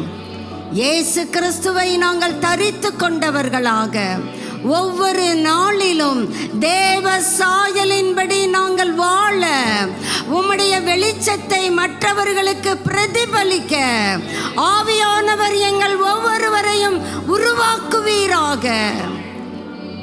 அழியாத உம்முடைய வார்த்தைக்குள்ளே எங்களை மறுபடியும் பிறக்க செய்கிறவரே, எங்களை நீங்க பாதுகாத்து கொள்ளுங்கப்பா. நாங்கள் பிசாசின் வஞ்சனையினாலே எங்கள் இருதயம் கடினப்பட்டு போய்விடக் கூடாதே அப்பா. எல்லாவற்றை பார்க்கிலும் இருதயமே பொல்லாங்கு என்று எங்களுக்கு தெரியும் ஆண்டவரே. அது கேடுள்ளது என்று எங்களுக்கு தெரியும் ஐயா. அந்த இருதயத்தை உங்களுக்கு தருகிறோம். எங்க இருதயங்களிலே வாங்கப்பா, வாங்க ஆண்டவரே, வந்து தங்குங்கப்பா, எங்களோடு போஜனம் பண்ணுங்கப்பா. கேட்கிற விதத்தை நாங்கள் கவனிக்கும்படியாக எங்களை எச்சரிக்கிற உம்முடைய சத்தத்திற்கு செவி கொடுக்கிறோம். எங்களை தாழ்த்தி உங்க கரங்களிலே கொடுக்கிறோம் ஐயா. வந்திருக்கிற ஒவ்வொரு சகோதரனையும் சகோதரியையும், வாலிபனையும் கன்னிகையையும் சிறுவனையும் சிறுமியையும் கர்த்தர் ஆசீர்வதிப்பீராக. நீர் பயங்கரமும் பரிசுத்தமுமானவர் என்பதை நாங்கள் ஒத்துக்கொள்ளுகிறோம் ஐயா. உமக்கு முன்பாக சாஷ்டாங்கமாய் பணிகிறோம் ஆண்டவரே. எங்களுடைய பெயர்கள் ஜீவ புஸ்தகத்திலே கிறுக்கப்படாமல் எழுதப்படட்டும் ஐயா. எங்களை தாழ்த்தி அர்ப்பணிக்கிறோம். ஒவ்வொருவரையும் உம்முடைய ஆசீர்வதிக்கிற கரத்தை கொண்டு அணைத்து கொள்ளுங்கப்பா, ஆசீர்வதியுங்கப்பா. ஒவ்வொருவர் சிரசிலும் உங்க கை படட்டும் ஆண்டவரே. உம்முடைய அபிஷேக தைலம் ஒவ்வொரு சிரசிலும் ஊற்றப்படட்டும் ஐயா. நன்றி செலுத்துகிறோம். கன மகிமை துதி எல்லாம் உமக்கே உண்டாகட்டும். இயேசு கிறிஸ்துவின் நல்ல நாமத்திலே ஜெபிக்கிறோம் பிதாவே, ஆமென் ஆமென். என் ஆத்துமாவே கர்த்தரை ஸ்தோத்திரி, என் முழு உள்ளமே அவருடைய பரிசுத்த நாமத்தை ஸ்தோத்திரி. என் ஆத்துமாவே கர்த்தரை ஸ்தோத்திரி, கர்த்தர் செய்த சகல உபகாரங்களையும் மறவாதே. ஆமென். நம்முடைய கர்த்தராகிய இயேசு கிறிஸ்துவினுடைய கிருபையும் பிதாவாகிய தேவனுடைய அன்பும் பரிசுத்த ஆவியானவருடைய அந்யோன்ய ஐக்கியமும் வல்லமையும் வழி நடத்துதலும் இன்றும் என்றுமான சதா காலங்களிலும் நம் ஒவ்வொருவரோடும் இயேசு கிறிஸ்துவின் வருகை பரியந்தம் தங்கி இருப்பதாக. ஆமென் ஆமென். God bless you.